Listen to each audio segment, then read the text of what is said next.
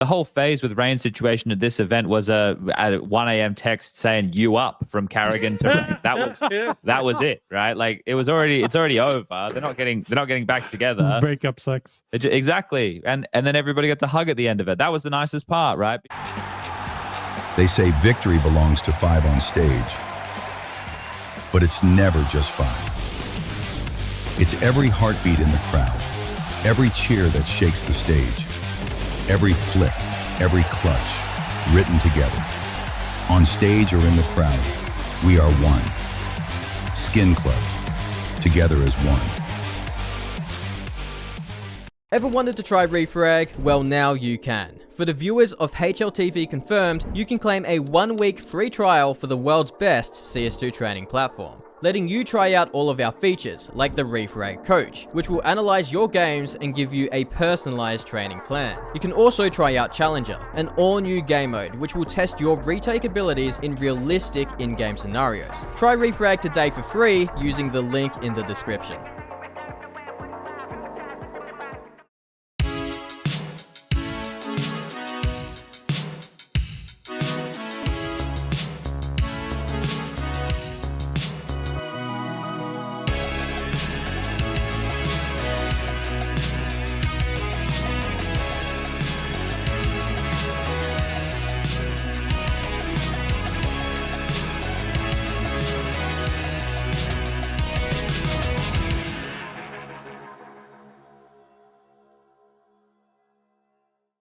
Ladies and gentlemen, boys and girls, Counter-Strike fans across the globe, welcome back to another episode of HLTV Confirmed, brought to you with some of our partners. We have Stake. We're being streamed exclusively on Kick. You can still catch it on YouTube after. And this week we bring Refrag, as well as... One second. My nose is a little bit itchy. I didn't want to sneeze while doing the sponsors, but now I'm just here. You know, it's one of those things that it might come out. It might not come out. I don't know. I could look into the sun, but have to go outside.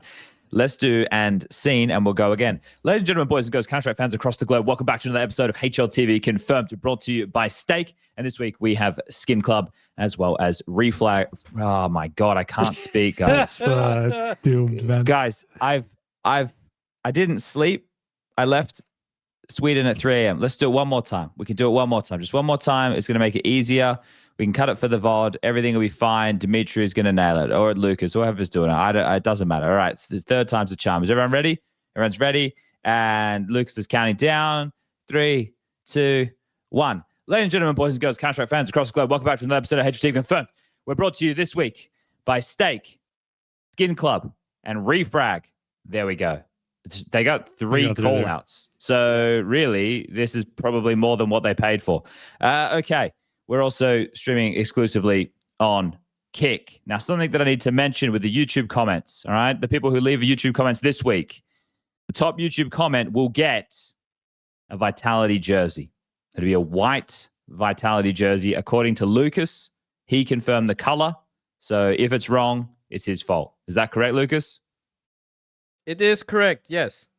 Okay, there we go.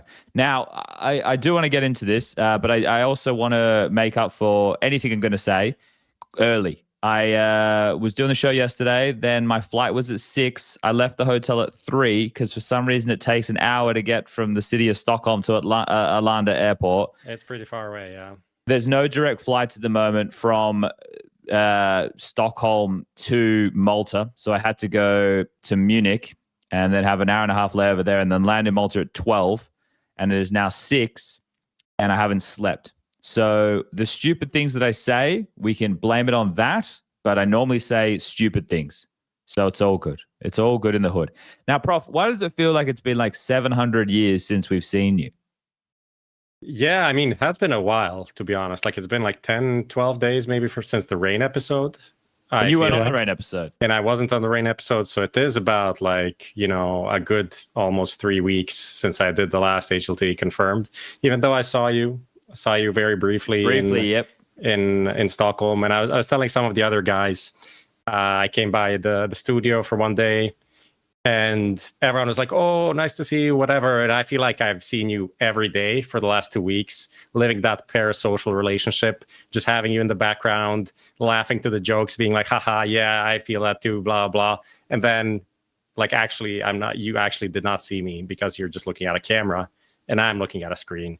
And it was a bit of a weird moment in that situation. Was kind of weird to me. So you were like, living the experience of the viewers, I suppose. kind of in some ways. Like this is kind of how if you come to a playoffs or a tournament and you see all the people, that's probably how it feels. Okay. Now you're not at home right now, but everyone can tell that by the room lights. Yeah, I mean this room has been on multiple episodes, not just for me. I think quite a few people. I think I did at least 2 or 3. I've done at least 2 from or 3. this hotel. Also this camera, also this hat, which I can't put on because it's fucking with the headset. Courtesy of Richard Lewis, who is also. You didn't bring a camera? Well, I kind of miscalculated. So I wanted to just do it on my laptop because like the camera that we have is quite big. And it's like it's a whole thing, you know. To bring it, you need the USB to HDMI thing, and so I was just like, I'm just gonna do it on my laptop, but I miscalculated because the Wi-Fi is obviously shit, but the LAN cable is great. But I didn't bring my dongle, which I never use in my life anyway, so I can't connect my laptop to actually have a good stream. So then I needed it was a whole thing. You know how it is. This is like life on the road. This is life on the road. There's an old acronym that fits for the situation. Problem exists between keyboard and chair. Yeah, that's a good one. I actually am never heard that familiar with Seriously? this one. Yeah, it's a good one. It's brand new. So like it's not brand new at all. That's the thing. It's like 15 years old or something. Yeah. Okay. All right. Striker, I think this is what every CS admin should be using when players complain about stuff. It's like, it's kind of choppy, it's laggy, something's wrong. It's like problem exists between keyboard and chair. Yeah. There you go. That's a good one. All right, we got a lot to get into on this week's episode. Way too much, to be honest. Yeah, and we might not get through all of it. So if we don't get through all of it, sorry to everybody playing at home. We're going to do our best. So we're going to try and do roughly 2 hours. We'll probably speed through some bits and bobs just because of that fact. So we are going to be bringing back Skinionaire a little bit later on so people can hang out for that. And might even jump into Refrag for a quick minute because there was something I wanted to clip, but we have Refrag as a sponsor now, so I may as well do it and show you guys some of the functionality with all of it because that is fun. I use Refrag every day. That's not even a joke. That's real. Okay, so let's get into things. I want to get straight into the controversy that's been around. There's been a couple of bans that have been thrown out recently. So, Prof, you're kind of like the resident Swede around here. Yeah. That is kind of my role. So what happened with these Swedish bans? Did you keep up to date?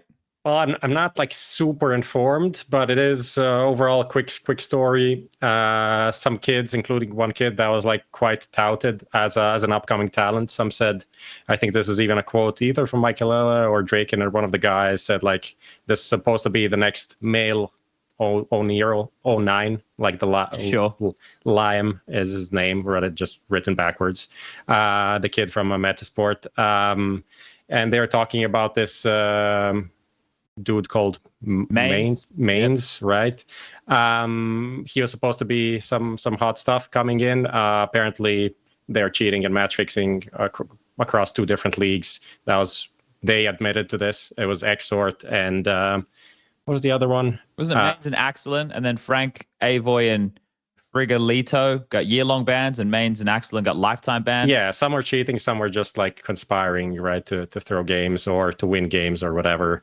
All of this, super young guys overall. It was actually caught by the Swedish eSport Championship guys, even though apparently they didn't do anything in that league specifically.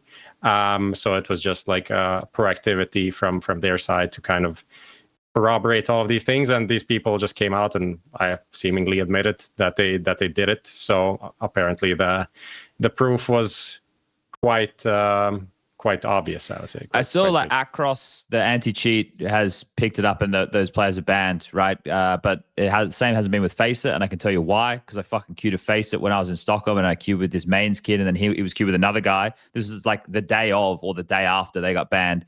Didn't calm the entire game. Just fucking dogs. So I hope they get banned from FaZe as well. I don't think they can do that, to be honest. I mean, even Akrros, I think, would have a hard time because they don't have the proof, right? They have nothing to base it on other than just... You can ban people for being, I think. Them not coming in FaZe, just ban them. Ban them for like that. you can ban people for FaZe. It's not like You need to explain. It's yeah, not but like you you're. can't say, but you can't say it's for cheating because then you would need to, like, if No. they ever tried to defend it, then you would have to prove why and all these things. You know, like if it ever went, like let's say, the reason why they can't, because if it ever went to court, they would never hold up, and they would have, you know, But thing is, like, it's a problems with that. You know, so private platform, right? It's not the same as banning people from a competition. Just being like, I don't like you. I don't think you're adding to my platform. Chad thinks you suck.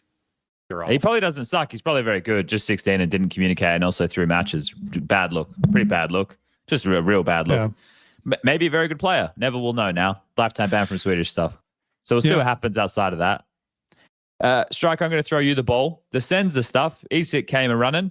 Anything that we should be noting with this? Yeah, I mean, I think the key part to mention is they haven't actually proven that they've cheated or anything that people are insinuating. It's just that there is an investigation going on, and apparently there's enough evidence, at least, for them to give Senza a suspension until this investigation comes through. It's nothing new from ESIC's side. They've done this before with, I think Joel might have been one of those people who got first suspended before they got like a proper ban.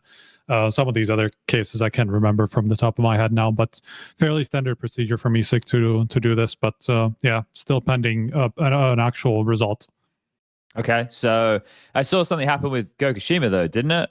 Yeah. Apparently he's helped catch some people. I don't know if they've actually ever said which investigations he helped with, but because he helped with some of the other investigations that ESIC were going into all these, match fixing, cheating allegations. That earned him, I don't know, like a 4-month reduction or something like that. That's effectively now expired. So he's gonna be free to play again. So it was no cries the whole time, no cries. Go. So it's always been that. We always knew it. No, but that's interesting. People say that snitches get stitches. Well, look, if there's more people that he's going to be putting in the bin for match fixing and doing the dodgy, look, that's probably a good thing. We're not in jail here. No one's getting shanked by someone who's been grinding down a toothbrush or some shit, right? So would you say they didn't actually say? No, they did actually say a couple of them or 4 of them. It's not going to be people that anybody knows anything about, to be honest. It's just a bunch of Russians that, like, no profile picture HLTV Russians that have been getting banned left and right these days. With the Kazakh team a couple of weeks ago or something like that. A couple of those were happening. And then other information presently being used by ESIC in another ongoing investigation into match fixing activities. So it's more than those 4 people, I guess. Okay, well, at least ESIC getting involved. Good tweet on this. Yeah?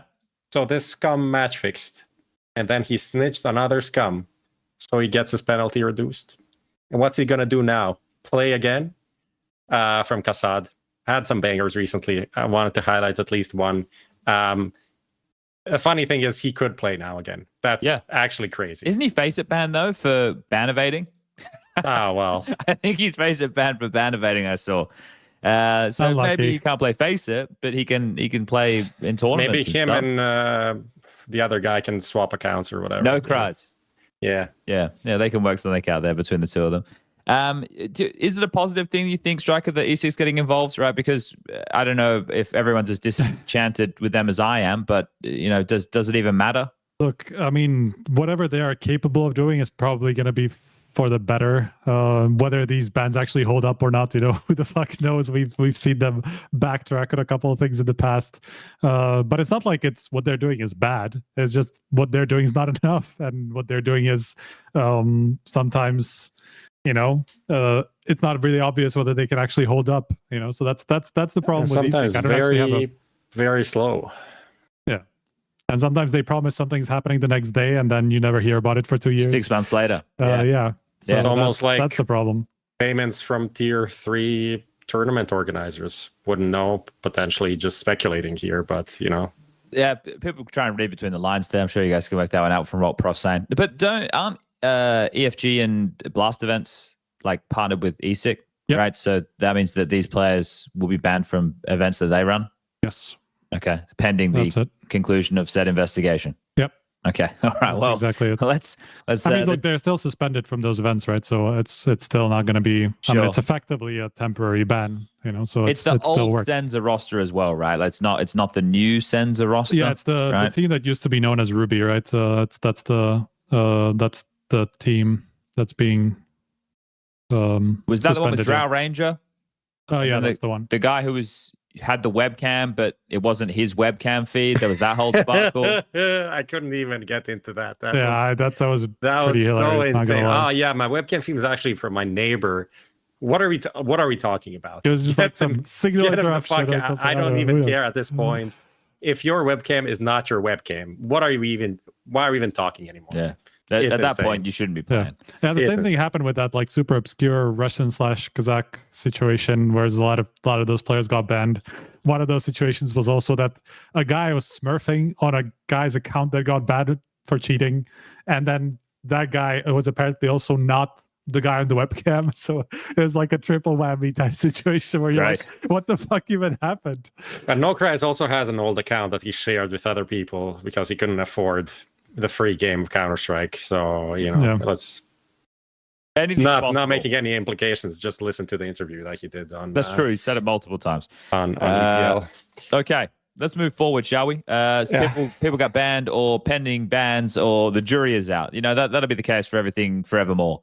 All right, let's jump into the jury is out regardless of what ESIC says is final, not final. That's true. To be fair, that is true. No real jury around these parts either. Okay, Skyesports, they decided to cancel more events. They already canceled events. They're just canceling more.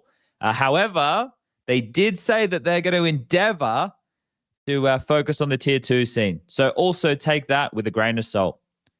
This is this really gets up my goat, this stuff. I hate the fact that these people can come in, they can pencil in tournaments in the tier 1 calendar, right? Make it look overcrowded and then just have no follow through. Does that mean I could say right now I have to give the appropriate lead time, but could I just say, like, I'm going to run a $12 million event in Australia on these dates and just say it, and then just when it's close to happening, pretty much. You can. I mean, what's the difference between that and what Skyesports That's did? my entire You're not point. even over exaggerating that much. Literally my entire point. They promised like 3 million over a year and paid out what? Nothing? Did they have? There was a lot of stuff there. I don't know I think they did pay out something, but not everything, I think. This is they already canceled one event earlier this year, right? And then they've canceled another one, so they've canceled a minimum of 2 events this year. I'm pretty sure before we got into the situation with the VRS this year anyway, they'd already canceled events the year before too. And then now they've canceled all their tier 1 events for the following year of 2026. And the endeavor is to focus on tier 2. It's like, and the one that was supposed to happen like last month or something, there was one penciled in for like somewhere around this time that was supposed to happen, didn't happen. Now they're redoing it for like a tier 2 event in November, I think. I don't remember now, but it's like, there's a lot of changes. There's a lot of changes. yeah. I feel like they're all a bit delirious today. It's going to be a fun episode. Should there be punishment for this behavior? 20 lashes. No, but seriously, like I just said, if anybody can come in and just overcrowd the calendar and just put some absolute fucking nonsensical bullshit in there, and the thing is, like, I don't know what you could actually make up as a punishment, right? Like, if it's kind of similar to teams signing up to things and not going, but then at least the TO can do what they're doing now to Lynn Vision or whatever, being like, okay, you signed up, you dodged, you're banned from the next one, but you can't really do that same thing for a tournament organizer. So I don't know what would be like a realistic punishment, but they should. I mean, the realistic punishment is nobody's going to trust them whenever they do hold anything, and so nobody's going to go to their events ever again. Obviously, that's not going to happen for, let's say, like use PGL in this scenario, right? I mean, that's kind of like a one-time thing for now, at least. So it's not like, people will lose trust to PGL over them canceling one tournament. But with Skyesports, obviously, even their tier 2 event or whatever they're going to do, I'm pretty sure like a lot of these teams will think twice whether they're to go to that event, especially if there's going to be something else in the calendar that happens at the same time. So it's the typical Valve response of like self-regulating, where teams will, effectively punish them on their own by not going. But maybe it should. Look, I think that's all good and well, but we know how that doesn't work, right? Because teams still go and then they bitch and moan about it anyway. Can't we just have like a 3-strike policy? Like pretend it's baseball, right? Right now Skyesports, they've had 3. They're out of here. No more license from Valve, right? Yeah. I mean, they could literally just say like no more tier 1 licenses for the next 2 years. 2 years. Easy. Actually run some tier 2 events, prove that you can do it, and then you can earn tier 1 license again. Yeah. That seems fair. Yeah, absolutely.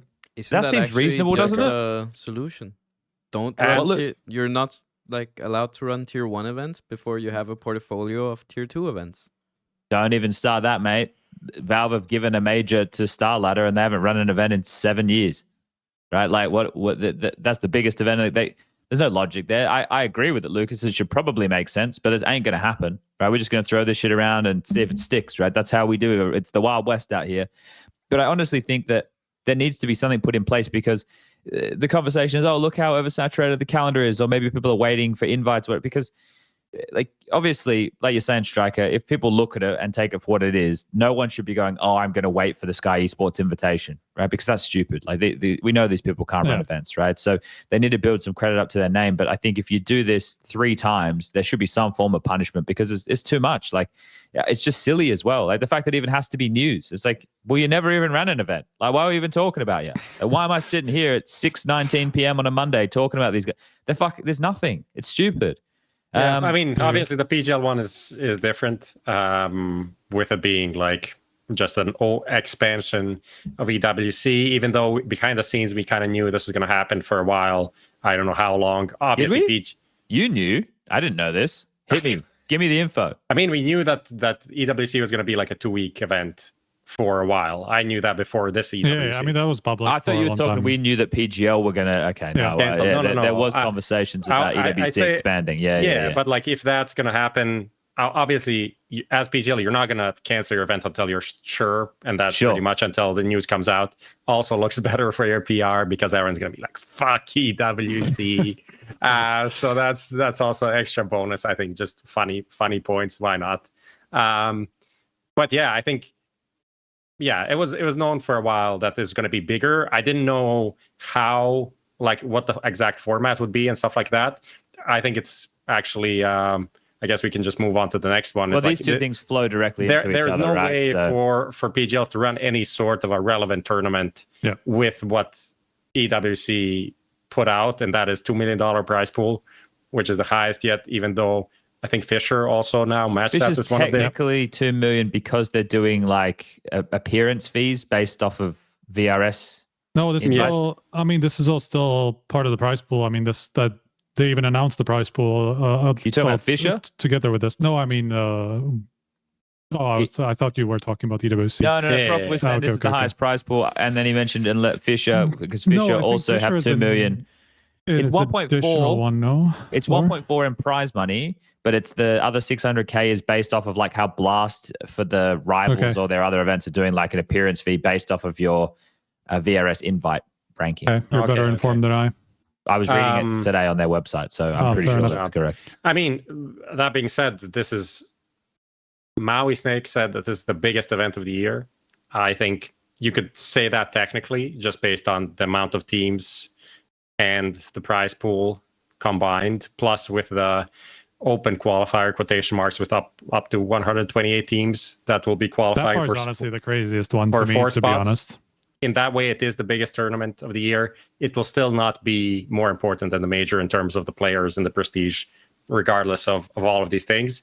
But this is the first time that EWC is actually like doing something interesting in Counter-Strike. Like in other games, they might have been like the big shit, and Counter-Strike has been just a tournament that people need to go to because their orgs want them there. It's been club championship and all that. It's been quite shit. Let's be real. It's been quite a shit tournament, just with a big prize pool, and it has all the teams there. But importance-wise, kind of low. Like I don't think we don't really talk about it as anything over the course of the year. So now it's actually something worth discussing, and it's bringing something new. So that's exciting, I would say. Just for everybody who may have missed it, the headline is, $2 million prize pool, 11 days of competition. I'm pretty sure this year it was only 5. 5 of those days are group stage, then 6 days worth of playoffs, 32 teams attending, 4 groups of 8, double elimination, 16 teams in playoffs, a best of 3 with a best of 5 final, and 28 teams invited by the VRS, with 4 teams via the open LAN qualifier that Prof was just talking about.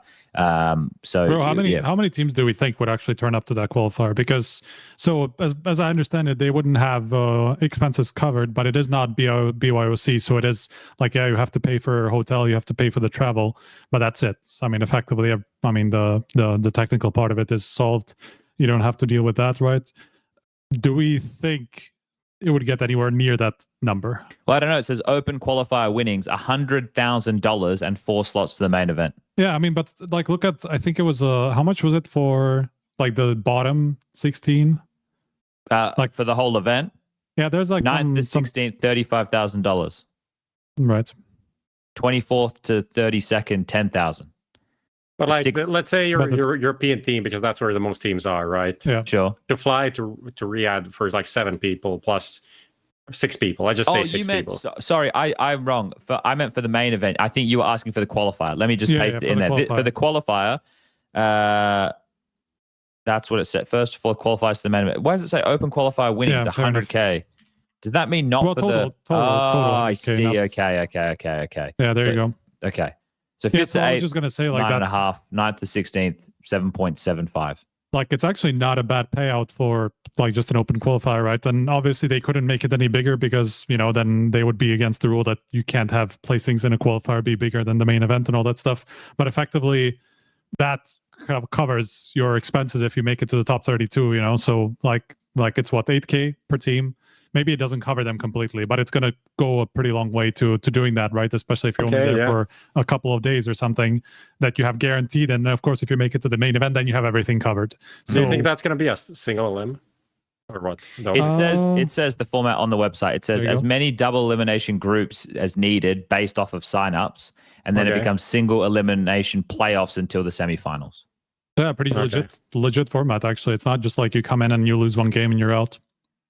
But you have to think about 28 best teams already invited. So like, how many teams can afford 5 to 10K to fly out to this event? Probably a lot. Actually, I mean, it could be a lot of the South Americans. There's going to be like 64 to between 64 and 128. I don't think it's going to be a full bracket. I think there's another question I have. You guys wouldn't cover this part of the tournament, right? Probably not. Right. I don't know. I mean, maybe to the like same thing we do with the usual closed qualifier stuff. I guess you know, playoffs. towards the end of it somewhere. You know, maybe the top 16 or something we would cover probably. So let me just list. I'll start listing teams after the current 28th VRS best in the world right now, and you guys say yes or no if they would go to something like this. BetBoom. Yeah. VP. Yeah. OG. It's just so crazy. The VP's outside of that, to be honest. Yes. Imperial. Yes. Lynn Vision. Yes. Heroic. Yes. Ecstatic. Yeah. And I mean, we've seen them go to NA, so they will go to Saudi Arabia.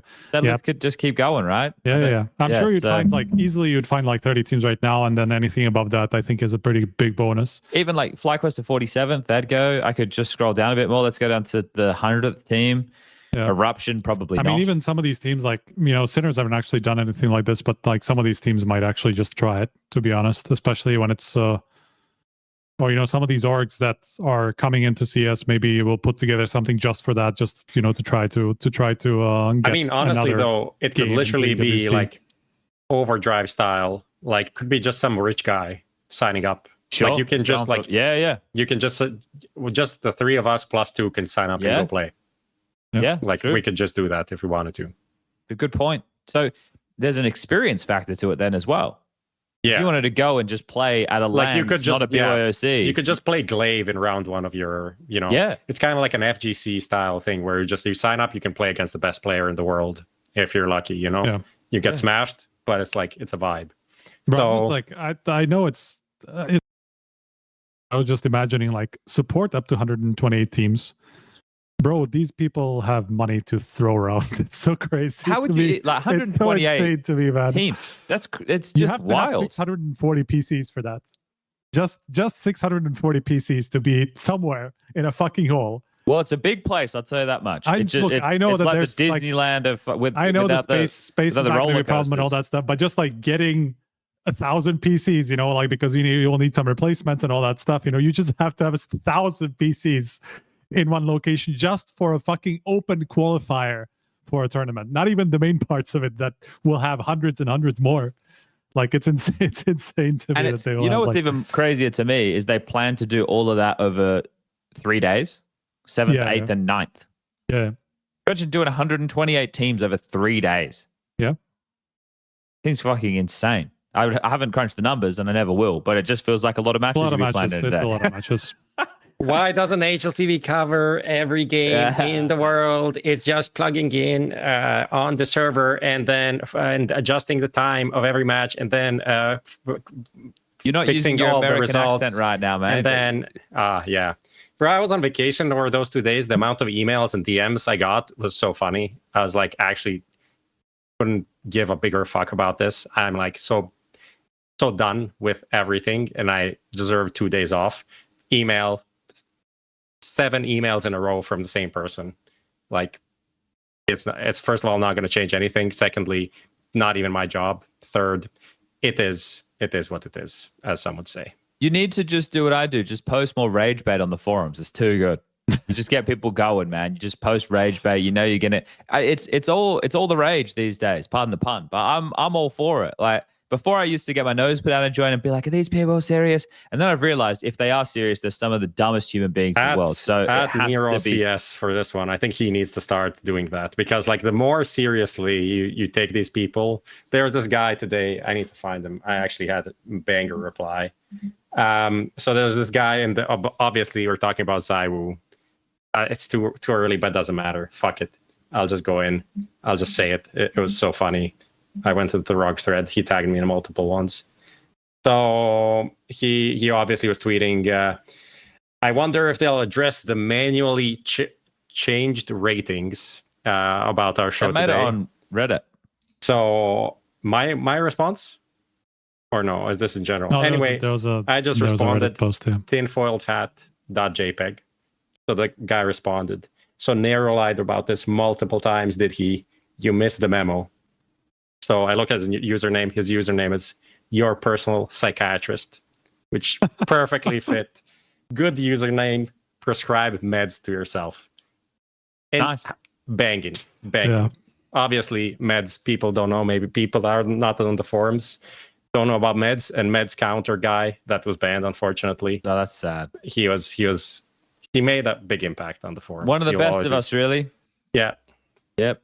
I've got 23 people commenting in my thread called Forum Users Come. So, you know, it's all popping off here this evening. Yeah. Okay. So, yeah, that's EWC for 2026. Massive format, big prize pool. Also, the Fissure one that was also we were talking about before. It's tough to navigate their website. They don't make it easy. Yeah. But if people would like to go and find it, let me go do it now, and I can paste it in the chat. Fissure.pro. Their tagline when you Google it is Fissure emotions for free. So that's an interesting tagline. If you hit news, that says something about how many tickets they sell for their events. You hit news and you scroll on down to Fissure Polygon 4 CS dates and format announcements. Yeah, and that was the 14th of September.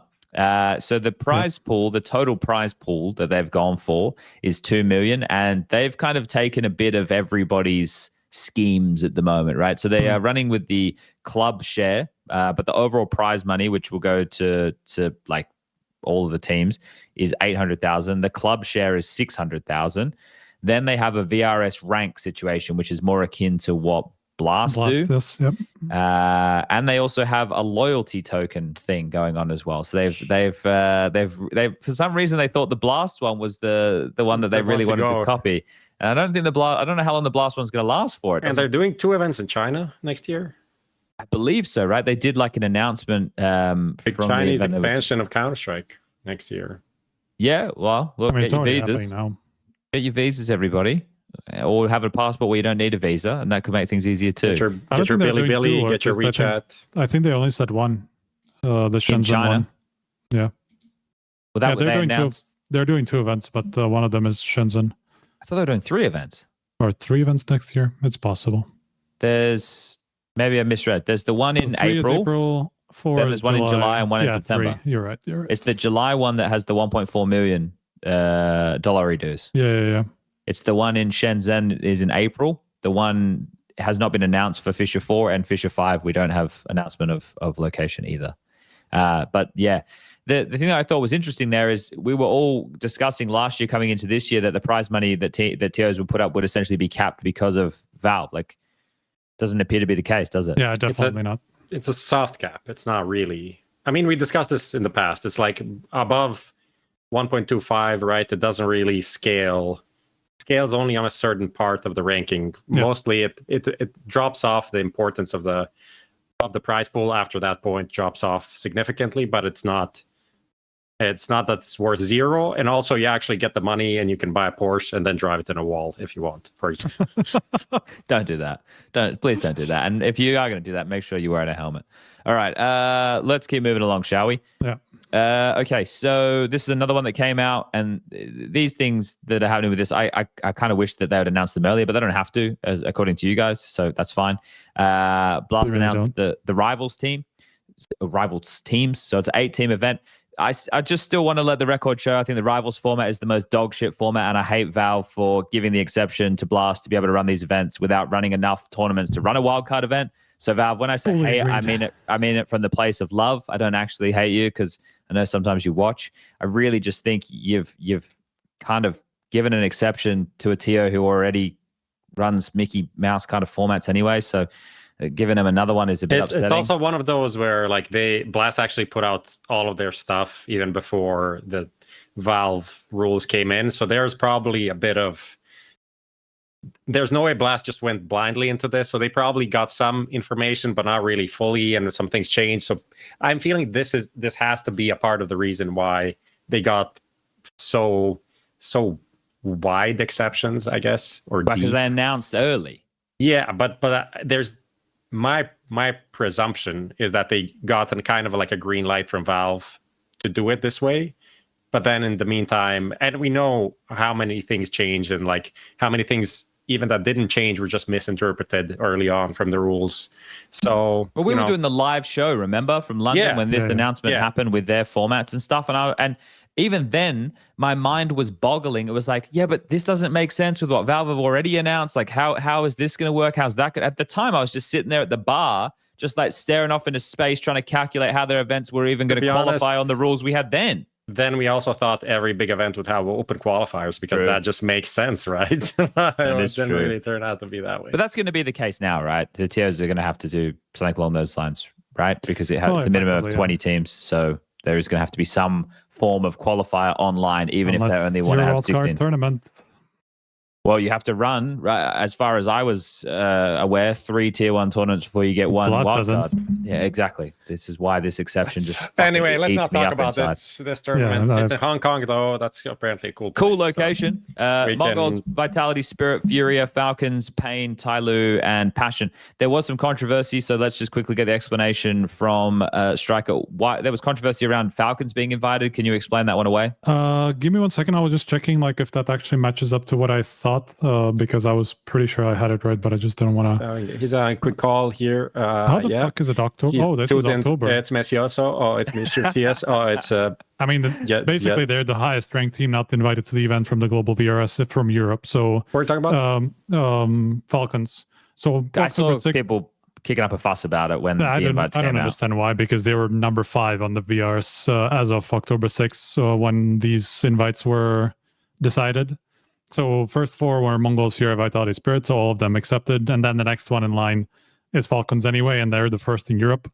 And then first one in Asia was TYLOO, which is why they got the event. And then first one in South America was Pain. And then first one in North America was Passion. Yeah. I don't know if they can actually use this, but qualify Passion as a North American team when they only have 2. But I they are with the whole JT thing. Because of JT. JT. They are America's, yes, but the sub-regional thing is a bit iffy. I don't want to get into that. Fuck that. Okay. But yeah, effectively that's how they literally go with the highest ranked team from the specific region that they have the wild card invite from. So this is all very above board, and they're very consistent with what they did last time. There you go. No controversy about the invites, just about the fact the invites even exist in the first place. Someone said, doesn't Blast run 6 events per year? Yeah, they do, but 2 of them are wildcard events. Yeah. So technically they only run 2 events before each wildcard event, which doesn't link up with the TOR. They did get an exception, to be fair. Valve did say this was okay. It's just we're questioning. I would like to know why. I would like to know why it's okay. Yeah. Especially for next year as well. I mean, that's the thing, because they've also added it to that, I think. The problem is ultimately, why does Blast even want to run this event? Like, this is supposed to be a great event. It's not. like they can't even invite the best teams.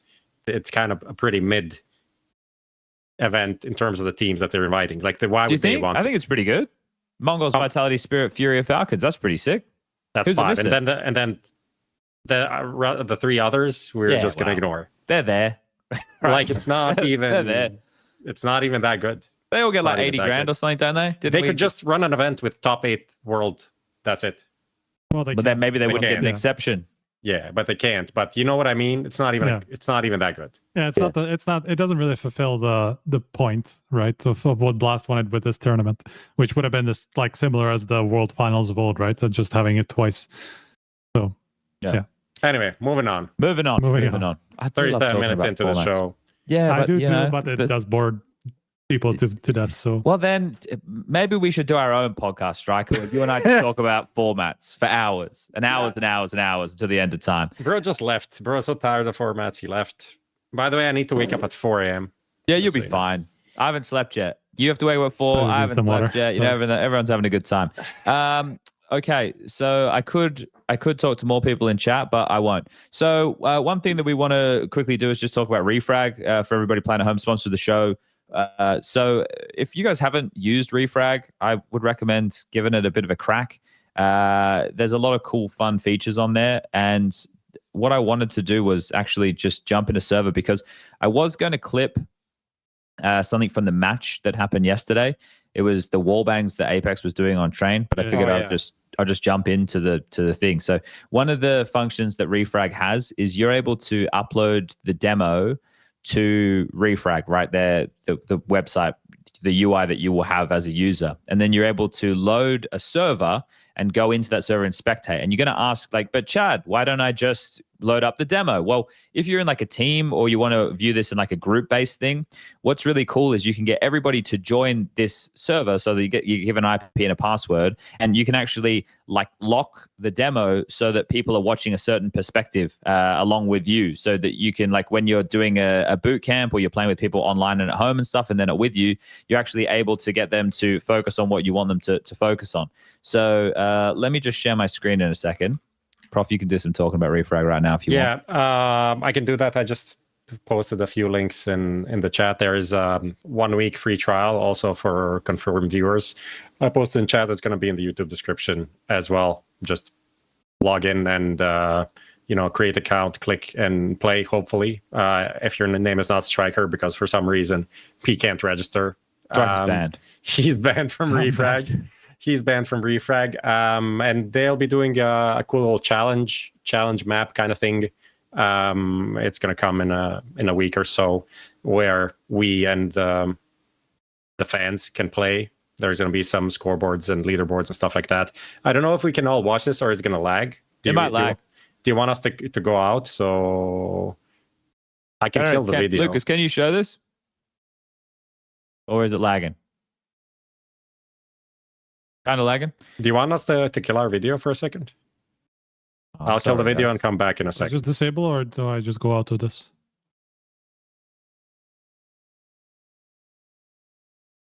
I don't know, bro. I'm not a fucking pause tech stream. expert. I clicked pause stream. I Thank did. you. I don't even know what day it is. All right, so I'm in the server, right? So some of the stuff that I wanted to show is these Apex spams. So what is he? He's 8. So one I thought was pretty cheeky. So he tries this in a couple of rounds, right? So in the beginning, it looks like he is lining up to spam top of red, and you can see here he's just trying to counter the NiKo and the kyousuke setup. Here's the spam down to try and get him jiggling E-box. So this is some of the prep that they've done. If I go next, right, I type .next, I can just go next round. And I'm pretty sure this round he actually hits kyousuke. So if I hit, what can I do here? I can go slow down. So that the demo playback speed just runs a little bit slower. So you can see how he lines up this spam. So this is the one that he's using this crack right here to try and line up the spam against kyousuke. So they obviously run this setup a lot, and it had a big impact on how they had to change the setup. So here it is. There's the wallbang through. He hits him down to like 52 health. What can I do now? We'll go speed. I can't spell. Speed up. Then he goes for top red again, right? So he's just harassing the setup. This is full 1.6 nostalgia for me, man. Like every time I watch these trains, because like every game you find a new one, a new angle that somebody just finds to spam a common position and shit, and it's just yeah. So this is it's very real for me. This one right here, we've seen, yeah, well, everyone got on the roof of NiKo and doing all that. I think it's... I mean, on train, it was also a pretty big thing, you know, to spam on top of Pop Dog and stuff like that all the time, like through the brown holes. Yeah. Things like that. Like you could fucking do anything you wanted there. You could have spammed your mob. I don't know. So check this one out. This is a bit more of a classic one. I'm pretty sure he's going to go back and he's going to spam m0NESY and pop. So maybe he heard the scope. I'm not sure. I don't have the volume on right now. He may have heard the scope of m0NESY in pop, and then he comes back. We see this spam a lot right here, and then he spams m0NESY down to almost dead, right down to 15 health. So yeah, just seeing a bit of this to deal and harass with the setups to Falcons were running on their CT side, and the ramifications that this has, right? It's going to. Well, I'm doing like a telestration segment right now. It's going to stop you from playing some of these more forward positions. It's going to force you to play more passive positions, meaning that when Vitality go take it, there's certain angles they don't have to be so worried about.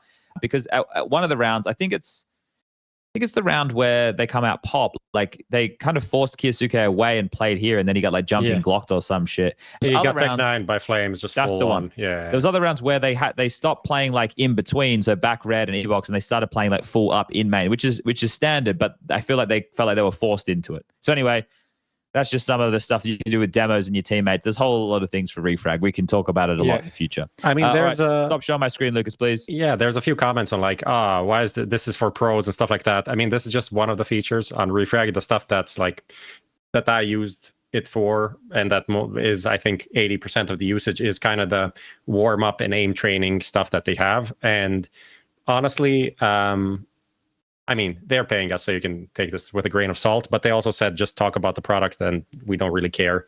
I think it's super enjoyable to actually play that, because it is more than just bots standing or moving like bots. It is actually a lot more advanced movement and like peeking depending on what angle you're at, and like you need to retake some stuff, and they act more natural. But at the same time, it's not like you're getting owned. I think it's like the perfect balance. Is ELO based for some of it, right? So like if you are struggling, then your ELO will get calibrated to a point where it won't be so hard for you. But like X-Fire and Defender modes are really fun. There's things you can do with your friends, like you can do duels, right? If people are familiar with that, you know, some people probably play some public servers, but if you just want to do 1v1, you can even do duels where if there's certain angles that you want to practice, you can set the spawn points and customize that type of stuff. I think Nate is really good in terms of just being able to go in and look at a database utility, or you're able to find things a bit quicker throughout that. And that's something that I've shown off on this show before.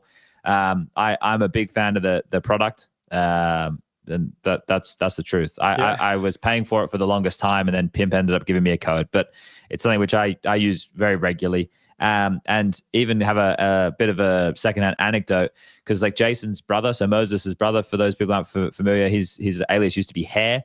Which seems ironic because they're both bald, but it was more like the rabbit as opposed to the hair on your head.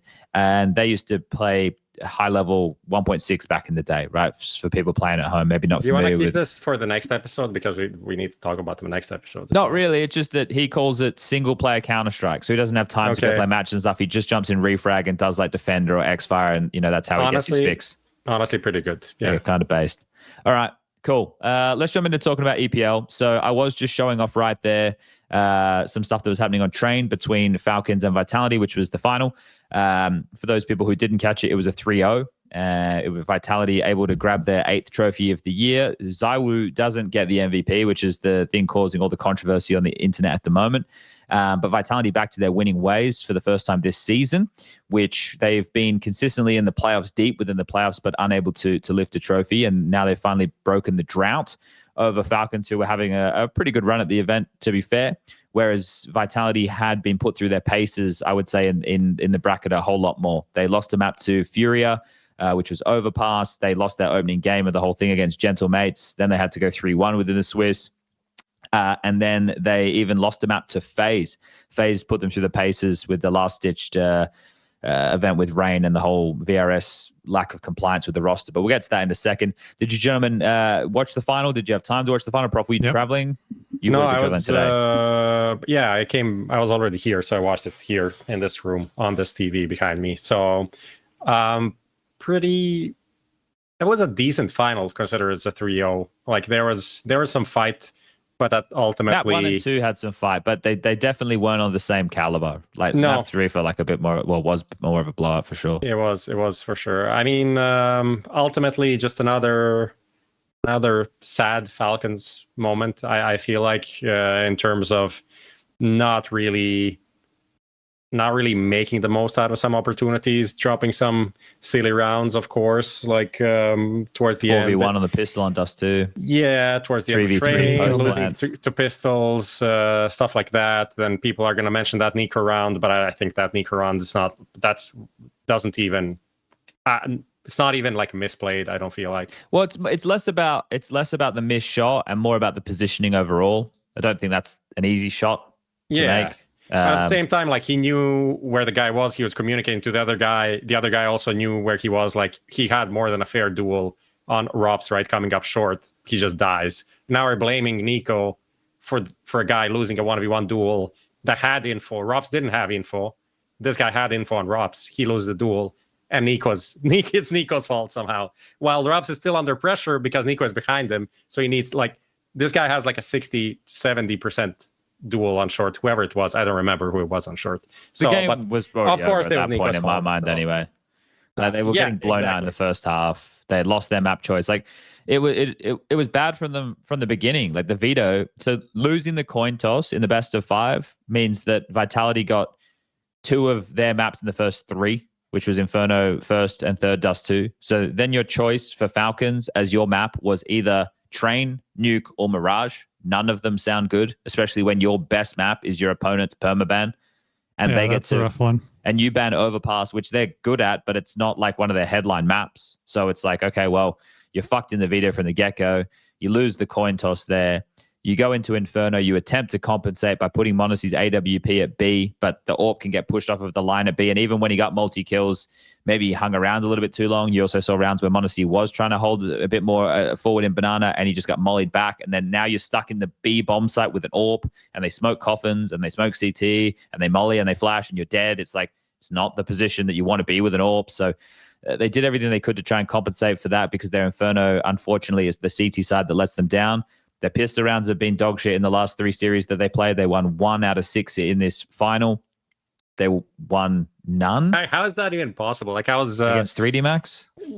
They got 0 out of 6. Yeah, I was watching that actually with some of the people from Falcons there in the studio, and I was just like, it makes sense that your team can't win a pistol. Like, obviously it's a lot about individual skill, so obviously you're going to be losing 6 pistols to 3D Max. Like, it doesn't even make any sense. And I mean, I know some of the guys, I think NiKo was also talking about in one of the interviews, he's like, we tried to go fast, we tried to go slow, we tried to do executes, we tried to do like no utility, whatever they try, they get fucked. So it's actually hilarious. It shouldn't be like this. It really shouldn't be like this. That's one thing about Falcons that I can't explain it at all is their pistols. Yeah, it's just been especially bad in the last 3. Striker, what was your takeaways from the final? Flamesy. Sure. Massive fucking hard carry performance. Honestly, some really nice clutches, some really good Inferno was moments. insane. Like, Train, he ended up being the best there as well, but a lot of it was kind of losing effort. Like, a lot of the kills that he had on Train was in a lot of lost rounds, and so maybe he was a bit overrated there. But Inferno was literally a hard carry, man. That was so crazy. It was like from the first round where he gets like the 1v2 to a triple, or like a triple a couple of rounds later, then the triple in the pistol where he's just spinning around. Like, ZywOo can't fucking hit the P250 shot from Grave on the people's on Small Pit, and then Flamesy is just like spinning around, killing people around him. It's I didn't expect that to come out. Like, Flames has always been a big match player, but for him to have a final to this level, we've never really seen that before. So that was a cool thing, especially when it's not like ZywOo played bad, but I think there was just kind of a lack of impact in that final where he wasn't really visible for, entire halves, where he was just saving a lot and all that stuff. People weren't coming into him. So it's not like it's just his fault. But yeah, he decided the whole final on his own effectively. Well, I think in the lead up to the final, right, it was ZywOo the highest rated, and then m0NESY for them going into the final. And then Flames having such a big performance, right? Like, Rops was just doing his job over the whole event. I think Apex was saying that he was playing poorly and his players were all playing well, which is kind of the recipe for success for these top teams, right? You could say the same thing about a lot of these squads. And I think, ZywOo didn't do anything spectacular in the final. because flamezy was, right? And I've mentioned this before, and I just want to get on my soapbox and mention it. I don't like how you framed that. I don't like how I don't agree with that. I just want to. You said Zywood didn't do anything because flamezy did. Well, is that like?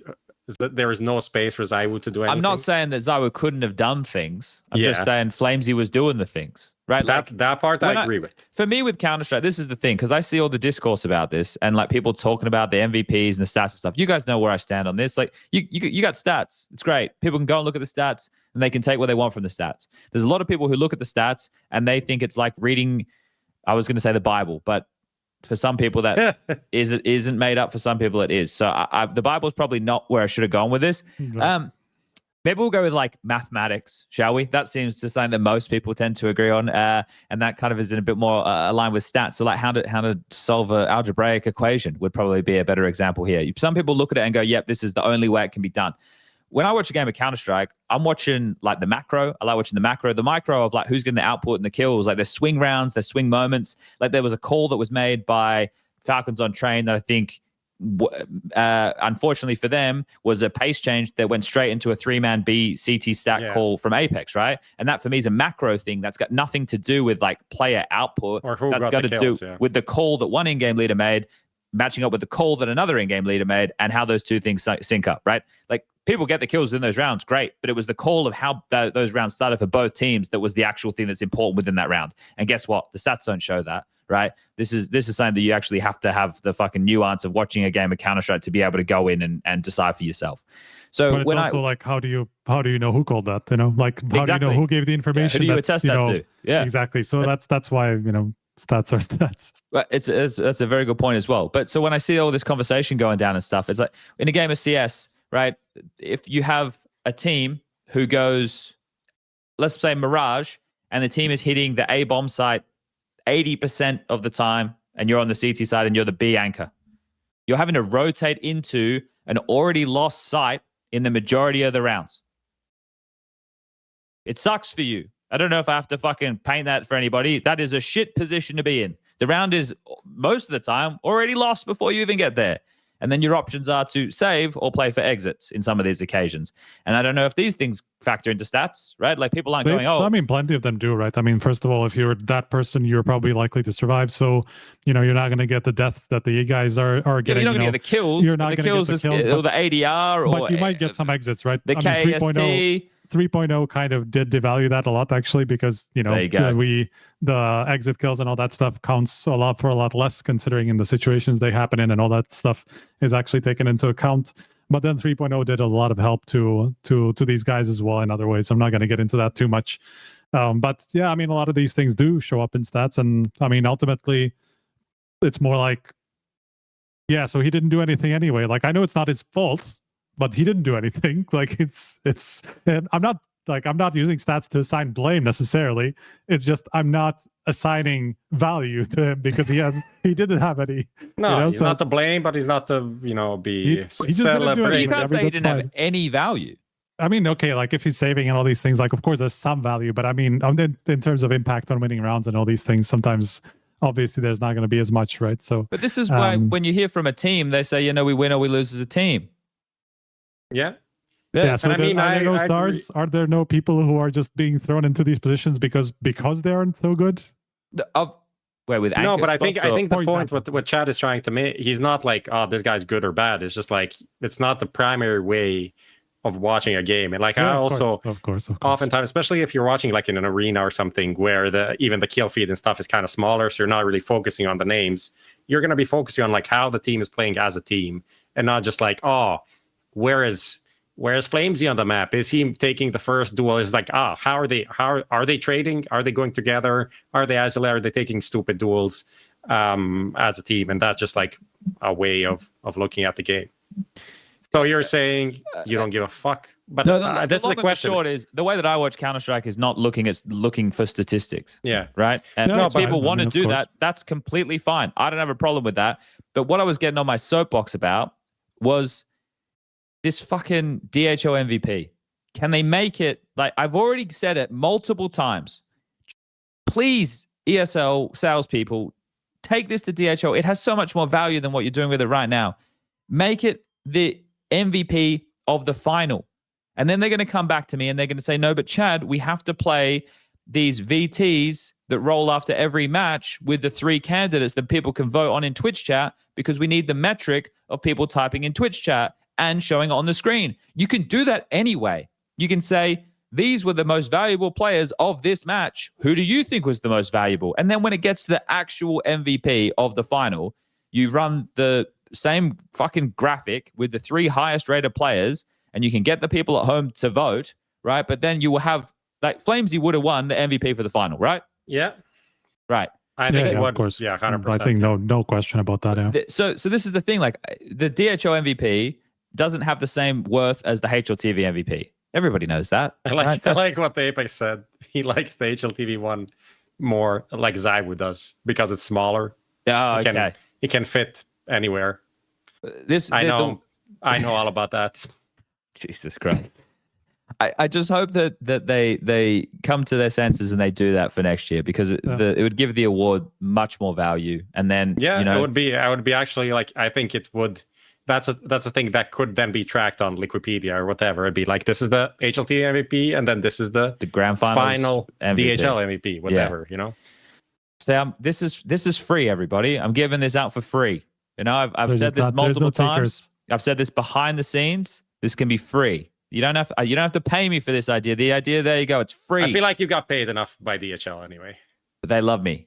They love me. I go out there to the DHL drop live. New season of the Not Office. It's called The Dispatch. All right. Yeah. You never know. We might find out. Why would anyone pay you for that? Bro's wearing a fucking delivery suit every cologne. Come on, man. Come on, I'm a walking cosplaying for free, bro. I'm a walking. Nero said, "Oh, we just do a finals MVP." Come on, man. You've got enough things going on, bro. I had the same thought recently. It's just like people put so much emphasis on the final, which is like, of course, that's the biggest match of the whole tournament. And you guys have to pay me recognize that, right? But Zywoo wouldn't win it anyway. So. That's true. That's true. Take that baguette. The truth. This is where there was a lot of discourse yesterday, right? It's the fact that m0NESY won the MVP. Now, for people who are playing, I'm gonna lean back. Let Striker take this one. For people playing at home, the MVP is for the entire tournament, not for just the final. What we just highlighted would be an idea to make an award just for the final. m0NESY was very, very, very good for the entirety of the tournament, and even good in the final. Yeah. That's essentially what it boils down to, right, Striker? Yeah, effectively. I mean, I saw even people that were kind of devaluing m0NESY because of 2 misses on Inferno in that one round, you know, where he could have made the difference, you know. Yeah, but then he had another round where he made all the difference at the beginning, you know, because he didn't miss with like some crazy flicks. I'm not saying like that it was a flick made any sort of a difference. Flick speed, flick speed, yeah, and exactly. MVP decision. Yeah, Harry has to come up with some new stats to make sure that m0NESY can get these in the future as well. Yeah, go ahead. What did you actually have something just to show? Can Lucas go into? Actually, I can't send it because I'm on 2 different PCs. Go into team stats for Vitality and go into team stats for Falcons over across EPL. And what you see there is a classic example of a losing MVP versus, you know, team that won, MOUZ style.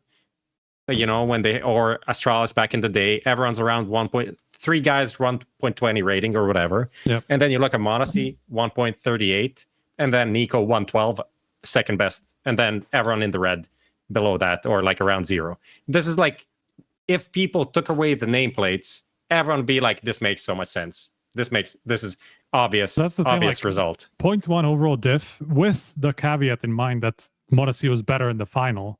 And he was better across the whole playoffs, even statistically. Like, effectively, ZywOo didn't have much to speak to his case at that point, you know, because m0NESY was really far ahead overall, ahead in playoffs, ahead in the final. The only place where ZywOo was better was the semifinals, where m0NESY still had a good game, and he had a better quarterfinal before that.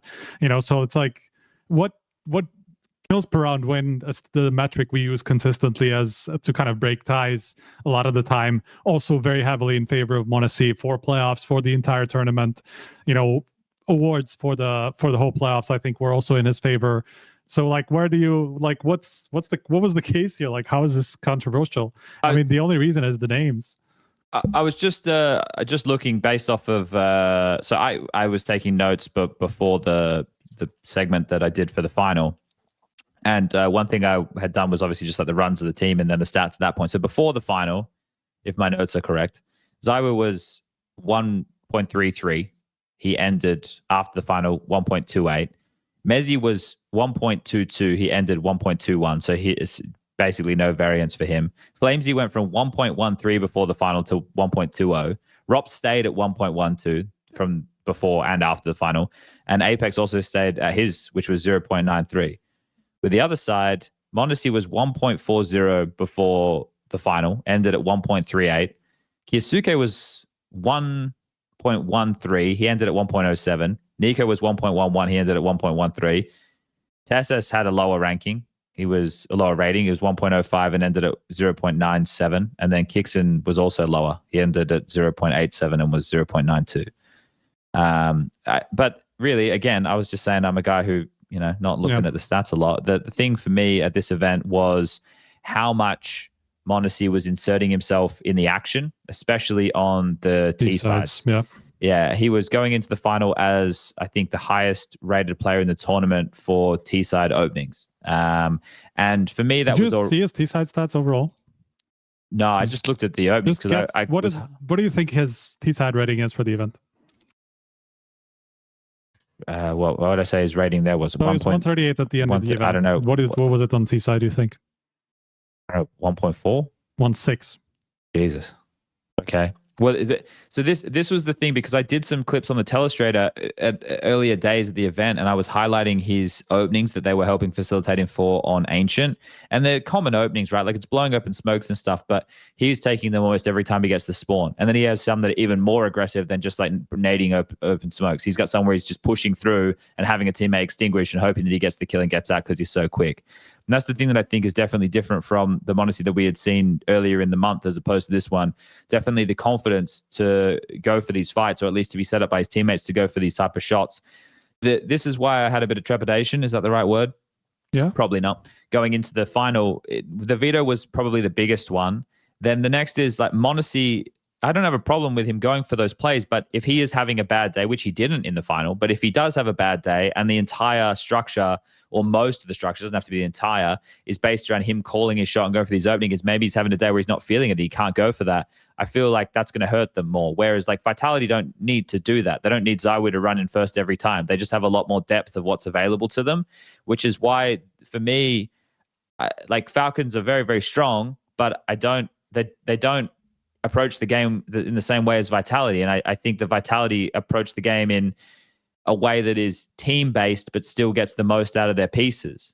Whereas when I watch Falcons, it's like we're trying to get the most out of our pieces and then hope that the team doesn't fuck up the rounds and we can finish off the rounds, which they tend to fuck up the rounds and don't win 4v2s. They're still having trouble with that type of shit. Did you see the interview that we did with him post-final? Honestly, no. Okay, because one thing, probably the most interesting part of it is when he talks about like the adjustments that he's had to make in this Falcons team, you know, feeling at the beginning like he wasn't having the same amount of space that he would have previously on teams, right? And effectively the solution being that he wants to go more for these openings, you know, make these impact plays and all these things, and have the team be able to support him in that instead of him supporting the team as you would see most stoppers do, right? But then most stoppers don't have NiKo and kyousuke on their team. You know, it's a very difficult. I can imagine it's a very difficult thing for Falcons to balance, and it's something that we've been talking about effectively ever since this lineup was put together. How do you decide who gets the space? You know, because it's you know, if m0NESY has proven that when he is at his peak, he will win you tournaments on his own. Sure, like we've seen that with G2. Obviously, he had NiKo alongside him, so there was a lot of help there. But you know, NiKo is not really affected by him anyway. Like a lot of the time, he's on the outskirts somewhere doing something on his own, rather than, you know, being affected by what's m0NESY doing, right? Especially now in this kind of a setup thing with kyousuke. That's right? what I mean. Before that, it wasn't this sort of the a case setup in early Falcons. So it's like we know he has that sort of an impact, and we know he has that sort of an ability. But does that mean then that kyousuke has to take a step back? Then it's TSS who does all the util stuff for it. Well, kyousuke was also helping with some of it. But like Tessa, so when I think of Ancient as a map, I'm thinking of the AWPers as the ones who are throwing the red smokes, right, and throwing the flashes to facilitate their riflers to go out the mid smokes, right? That's like a wonderful that's because job. the map actually doesn't really allow you the AWPers to do a lot early round, right? Because unless m0NESY. Well, even if you're m0NESY, right? I mean, there's a lot of limits to the map unless people are unless people are fighting mid, op is going to be fairly limited. Bro, you can go out ramp, right? I mean, and then try to combat the banana control and all these things, right? But you're going to get off those angles by a single Molotov and things like that. You're m0NESY, I know you can do it, but it's going to be like the map makes it difficult for you, for sure. He was doing it. That's kind of the point, right? Like I think even if I look, let me go check out the map, because I was looking at demos for 2 of the earlier games that he played in the tournament. Like one was a NAVI series and one was a MOUZ series, and it was on Ancient. So like his variations were like dropping a HE, having kyousuke break the smoke for him twice while Tessa throws the red smoke and double flashes for him, right? So if they are going full mid press, he's catching that guy on a timing. And he caught m0NESY a couple times in their NAVI series. Yeah. And then T side, you mean? I was talking more CT side, but no, I was sticking with, we were talking about how good he was on the T side. Fair enough. Yeah. CT side, different beast, of course. Like he gets constricted very easily, right? For sure. Yeah. But my concern is with the T side calling, if it's all just based, and it obviously isn't all just based, but their key in this tournament was m0NESY finding opening kills. That's backed up by his T side rating that you brought up before, right? And the one that I talked about with him being the highest rated T side opening within the tournament before the final. I don't know if it stayed that way. I didn't check, but right, like I just find it's going to be hard. That's not a recipe for long-term success. You hit the nail on the head. You can win a tournament like that if m0NESY's playing S tier Counter-Strike.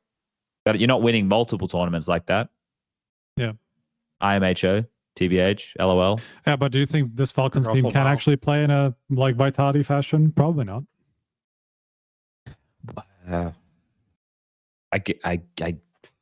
The question then would be why? Why would they, or why can't they? Or why can't they? Okay. But I think there's still the question of kyousuke. I think. This is his first grand final. He's only 17. He's a baby. He's a baby. He is, prof. I do think he's getting so much flack that he doesn't really deserve. But in ways, of course, I mean, the hype doesn't match up. That's the big problem. Unfortunately, he was compared with Donk, who was the best rookie of all time. Really rough comparison. Also not in the same position in the team. Also, even if he was, I think if you're trying to compare Falcons and Vitality, I think there's much more overlap between like NiKo and kyousuke than any of the riflers on Vitality. In terms of there's maybe m0NESY and r0pz in some ways, but they're other side of the same coin, if that makes sense. And then what I'm talking m0NESY and Flames, and then r0pz is completely different. And r0pz has been their like go-to star rifler during this time. And when you think of NiKo and kyousuke, they're quite similar. Both like to take fights, but not like, neither of them are insane like Flames is, or as this is a compliment in brackets, of course, nor super supportive that as m0NESY and like super versatile. I mean, NiKo is versatile. He is super versatile, but also you kind of want to enable him to do good stuff. And then there is that problem of balance, in my opinion. And then there's just a problem of, say what you want, he is young and all of these things. I don't remember a single kyousuke highlight in Falcons. There's been like holding ramp, I think. There's one on 4K on ramp that was like, it was pretty good, but it wasn't like, didn't blow my mind. It was clean, it was good, and that's it. And it doesn't matter which roles he's playing, like some players will just have these like insane moments. And honestly, when you look at his performances, they are better earlier in the tournament. Like even this tournament, like final was pretty mid, even horrible some rounds. But then, you look at some of the group stage games, 1.40 rating, he's farming, right? And then just the reality of like, how good is this guy? How good can he be? How long will it take for him to reach that?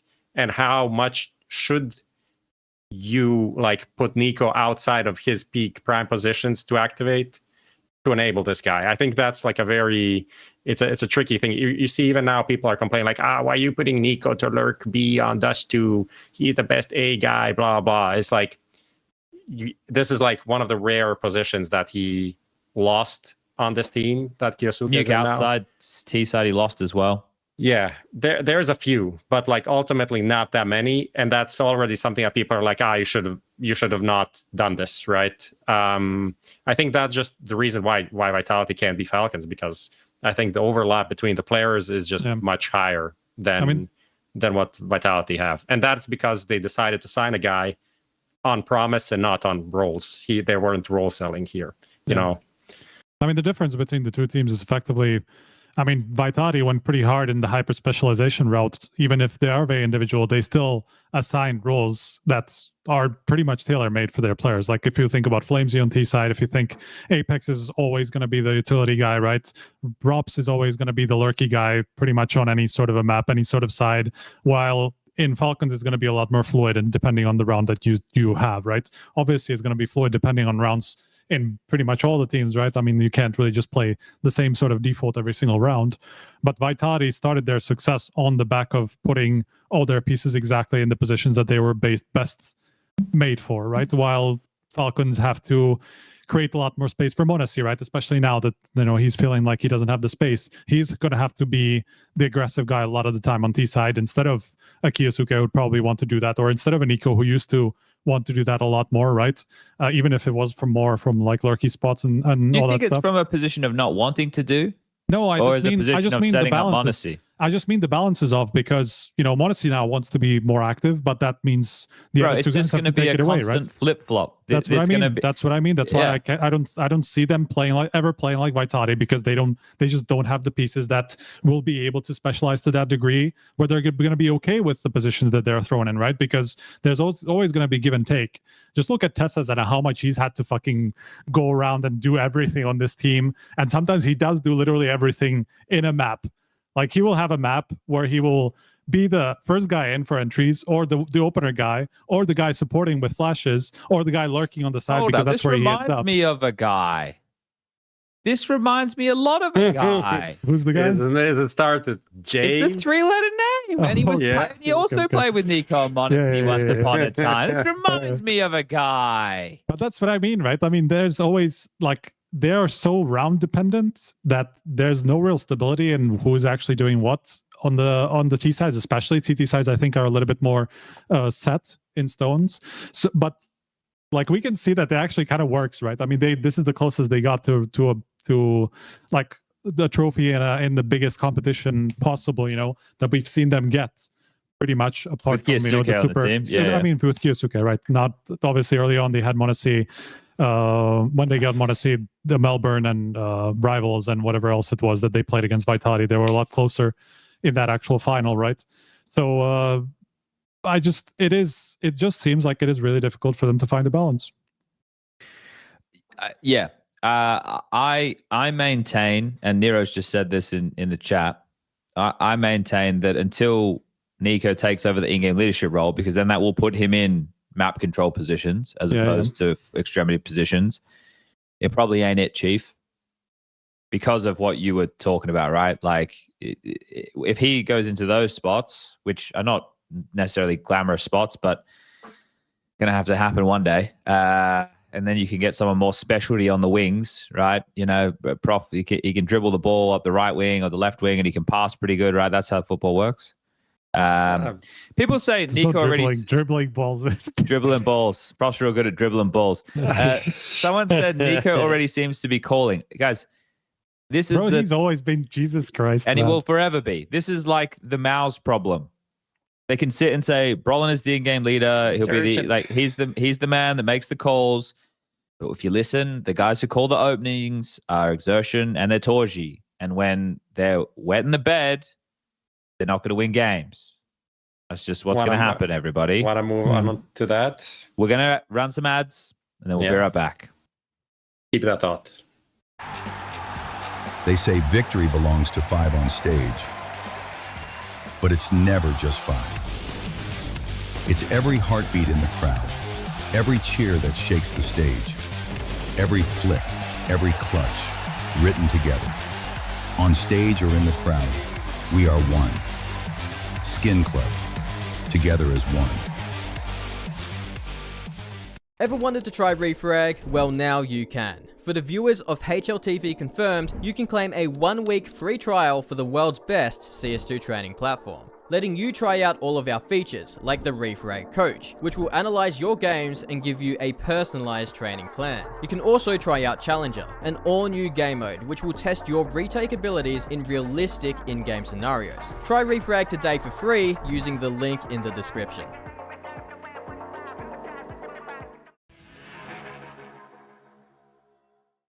All right, we're back. And if you notice the ads, you'll see that we have very similar sponsors to that of Vitality. And that's why we haven't done any Vitality glazing yet, because otherwise people would say that we're being biased.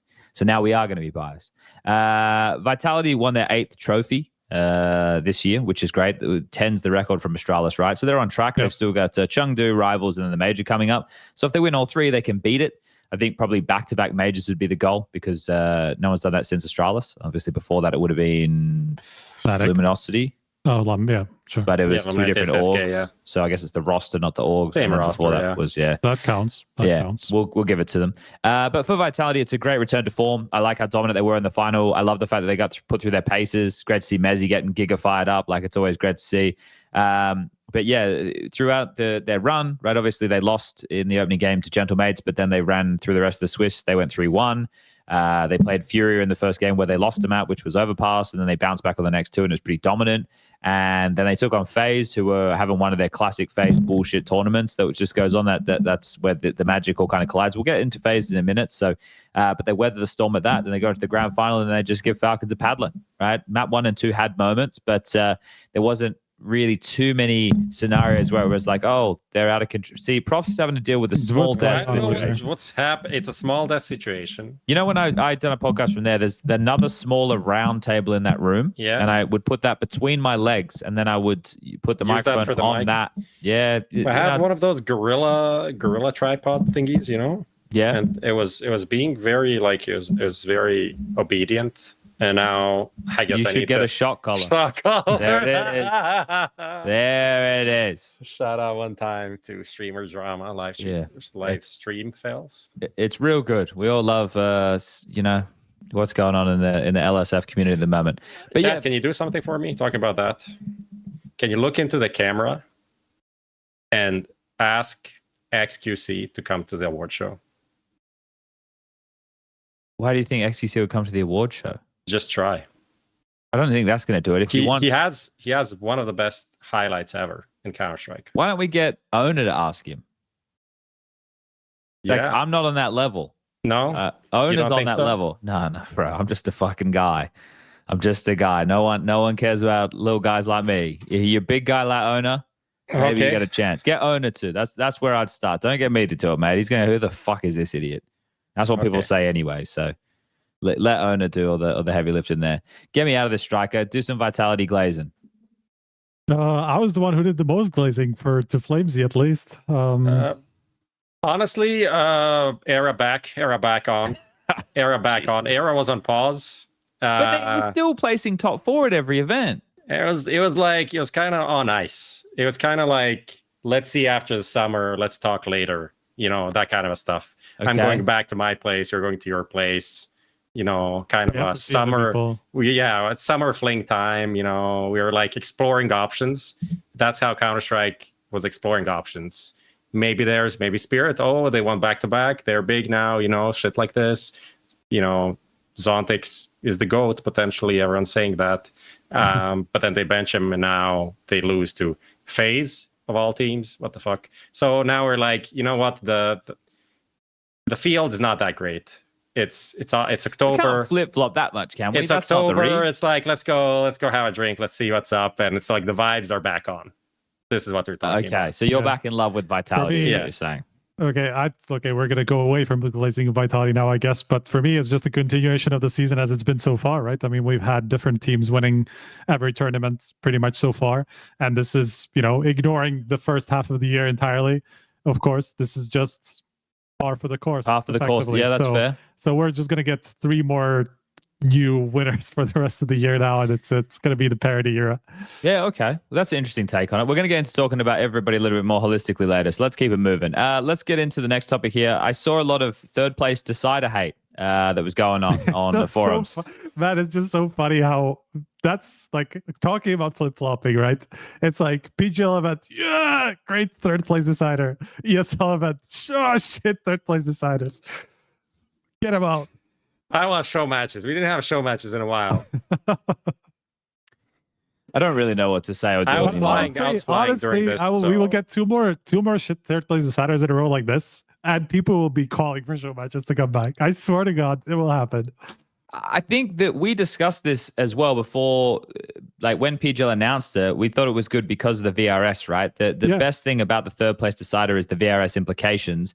But if it's two teams who are of championship caliber that end up losing in the semifinals, Right. it's going to be a lower stake match. Or if it's one team that feels like they should have been in the finals, but they got upset, and then it's one team that's an underdog, the hunger and disparity in those moments is going to be apparent, right? The better team is going to be a little bit dismissive of the match. They're obviously still going to go in there and try and win, but then for them, if things start going wrong, they don't have to pull it back together as much as they would in the grand final. That hunger's not going to be there.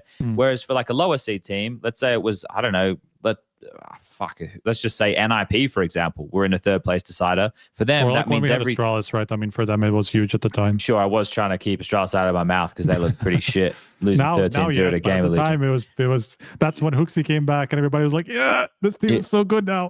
So, like, if it was Astralis or a team of similar caliber, like a Gamer Legion or something in that situation, that third place decider match would mean a lot, right? Because it's a confidence unlocker. It's going to be more for the VRS, right? So when people are watching those type of games, it's going to be really hard to get like equal stakes between the opponents there. But regardless, it will always have ramifications on the VRS, which is better than a show match. And then people are like, well, just don't run anything. But it's like, okay, so now we have to go inside NBA again, or whatever, baseball, inside NBA is a show, inside baseball again for everybody, and explain things. Because, guys, the content you consume for free. I know that you think that giving your time means that you're entitled to something.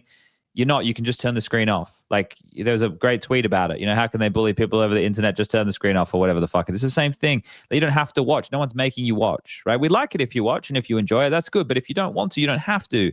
So TOs sell to sponsors on a whole bunch of different metrics and different deliverables. And one of those tends to be minutes watched, right? So obviously a best of 5 could be a really long day at the office. It could go 5-6 hours if it's all 5 maps, or it could be over in 3 like what we just had, and then it's a short day, and then the minutes watched for that day are very, very low. So you throw in a show match or you throw in a third place decider, and you can add a buffer to that, get some more viewership figures in there to show the sponsor so that we can keep this fantasy land of Counter-Strike going that we all live in, right?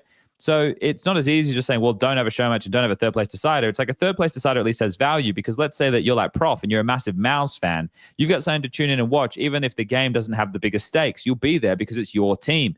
So I just find that conversation, it's a little bit silly, and it's coming from a place that doesn't even make sense, because what are you complaining about? You don't even have to fucking watch. Like, I don't think, but I don't know if you've seen any feedback like that, but I don't think people are saying to remove everything. yes, they are. I was debating with people on the forums last night. Okay, fair enough. I'm not so deep into the forums anymore, so A guy was saying that I saw a few. I wanted to link it to chat, but it was like during the grand final. I was like, I don't want to upset you right now. I thought it was so funny. I've been in all the threads. I've been in one that a guy made. He said complaining, and he said, seriously, it's at an all-time high. 99% of threads are about complaints. We need to do better. And I was in there. And I said, people. And you're like, yeah, I'm so tired of all of this bullshit. I said, people will point out that you are complaining to be intentionally obtuse, but you are in essence correct, right? He is correct. All I'm fucking reading is complaints at the moment, man. That is kind of right. Yeah, that's true.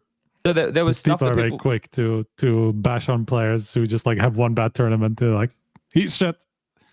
That's the nature of the beast, I guess, right? Counter-Strike world has a short memory. What have you done for me lately, type thing, right? So, but that's what I mean when I say people are just gonna come and call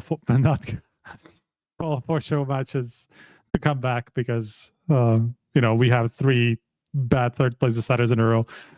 I don't know what happened here, by the way. I didn't see the FaZe one, but I mean, I wouldn't be surprised if FaZe just didn't give a fuck, to be honest, because they already went out of the tournament and they're that type of a team. They'd already overperformed, and they shouldn't have even been there. That's part of it, right? But it's also, Rain is like has his foot halfway out of the He's door. already out the door, bro. Talking to teams like midway through the tournament and all these things, right? So it's I feel like at that point they probably gave out a little bit. To stick with like profs, like more dating style analogies for things, the whole FaZe with Rain situation at this event was a at 1 a.m. text saying "you up" from Carrigan to Rain. That was it, right? Like it's already over. They're not getting back together. It's breakup sex. Exactly, and then everybody got to hug at the end of it. That was the nicest part, right? Because the goodbye. They still love each other. The goodbye was in the open, whereas the goodbye before was in private, and we were shocked. We're like, how can they do this? How can they dare get rid of Rain? It was 10 years. They fucking betrayed him. And now that they was like, all right, well, he's come back. He's played this. They've had some magic. They've had some classic FaZe moments. Like, all right, cool. And then seeing Twist play like one of the absolute best riflers in the world, his aim is fucking insane. And then you go, okay, yeah, no, actually, Frozen with Twist playing like that, you put Jacob in and he can get you a couple of headies. Okay, we're cooking with something now. Like, I'm actually excited to see what CSE is all about. Yeah, me too. Likewise. I mean, Twist was the biggest revelation. From not really a revelation. I mean, we obviously know that he's great and he can have this level in him, right? But I don't really think we've seen it in a while in Liquid. Not this sort of a carry performance that we saw from him at this tournament, right? Apart from, last dance with them at FPG, where he just like carries them to a semi. So like watching him was really cool. Someone said, why didn't Twist shoot like that when he was in Liquid? Same reason that it didn't work with a Legion FaZe, guys. It's vibes, right? You guys, it's all vibes, guys. You all want to pretend it ain't real, but I'm telling you it's real. It's more real than you ever believe. It's like when you know that you need to drink water to survive. Vibes are like that. That's what vibes are like. If you don't have vibes, why are you even playing Counter-Strike? There's got to be vibes. That's why Vitality with Spinks, they didn't have vibes. They wanted to get rid of, like, it all fell apart, right? They didn't have the vibes. Now they got Rops, they got the vibes. The vibes are back. They're winning everything. There's vibes. It's like, they're very good. If we forgot about Vitality this year and what they've actually done, like, imagine there was an idea of having this Twists instead of m0NESY on that team. And you're like, how the fuck would that even be? Like, how would that go? Oh, excuse me. Okay. Tell us what you want to tell us about MOUZ. Nothing really. Yeah, okay. I'm tired of this team. I'm so tired. Aren't we all? I think they're tired of themselves. I'm like, we know who needs to do what, but we don't know if they can do it. And we actually kind of know that they can't. So until they do what they need to do, because who needs to do what they need to do, they can't do that. Someone else needs to do that for them. True. Maybe Rain can join like we suggested, and then he can bring the vibes. Everything I have to say about this team. All right, last quick one on EPL. There's obviously a lot more to talk about, but we're running out of time already. VP and Lynn Vision both didn't go to EPL for different reasons. Lynn Vision have actually received a punishment, so they will be barred from the next ESL event, which I believe for them would potentially be Krakow. Yep, if they qualify, right? Yeah, and if they qualify, they are not going to play. Yeah, that's the way it works. Because they went to travel on the day or something, and their visas had expired. I think. I'm not sure. Is that what it said? Yeah, pretty much. I mean, there was a interview with kyousuke as well, where he was just like, "Yeah, fair enough. We totally deserve that." Because, kind of long story short, what apparently happened was that they thought that they got multi-entry on a couple of players and they didn't. So effectively their visas were expired by the time that they were supposed to travel. They found out, I don't know if on the day of travel or what happened exactly, but they found out very late and they just couldn't travel literally like day before of EPL, Just like the FaZe VRS eligibility situation for EPL. That's your responsibility, right? That's not anybody else's responsibility. Yeah, exactly. For VP, on the other hand, though, we know they got stopped at the border on the way in. Obviously, these are Russian players that we're talking about, and tensions are, as usual, at an all-time high in the current political scenarios, etc. The story was that they had they needed to have medical insurance, and they had it, but apparently it wasn't good enough. It wasn't good enough, so they got turned back, which is actually, when you think about it, that guy, whoever that person was at the border, cost them millions, like million at least. Maybe a Counter-Strike fan. Maybe he just didn't want to watch VP, and I couldn't blame him. Yeah, so no VP at the major. So that was a huge one. But VP were cleared of any wrongdoing because of that scenario, and they are not receiving a punishment in the same way that Lynn Vision are.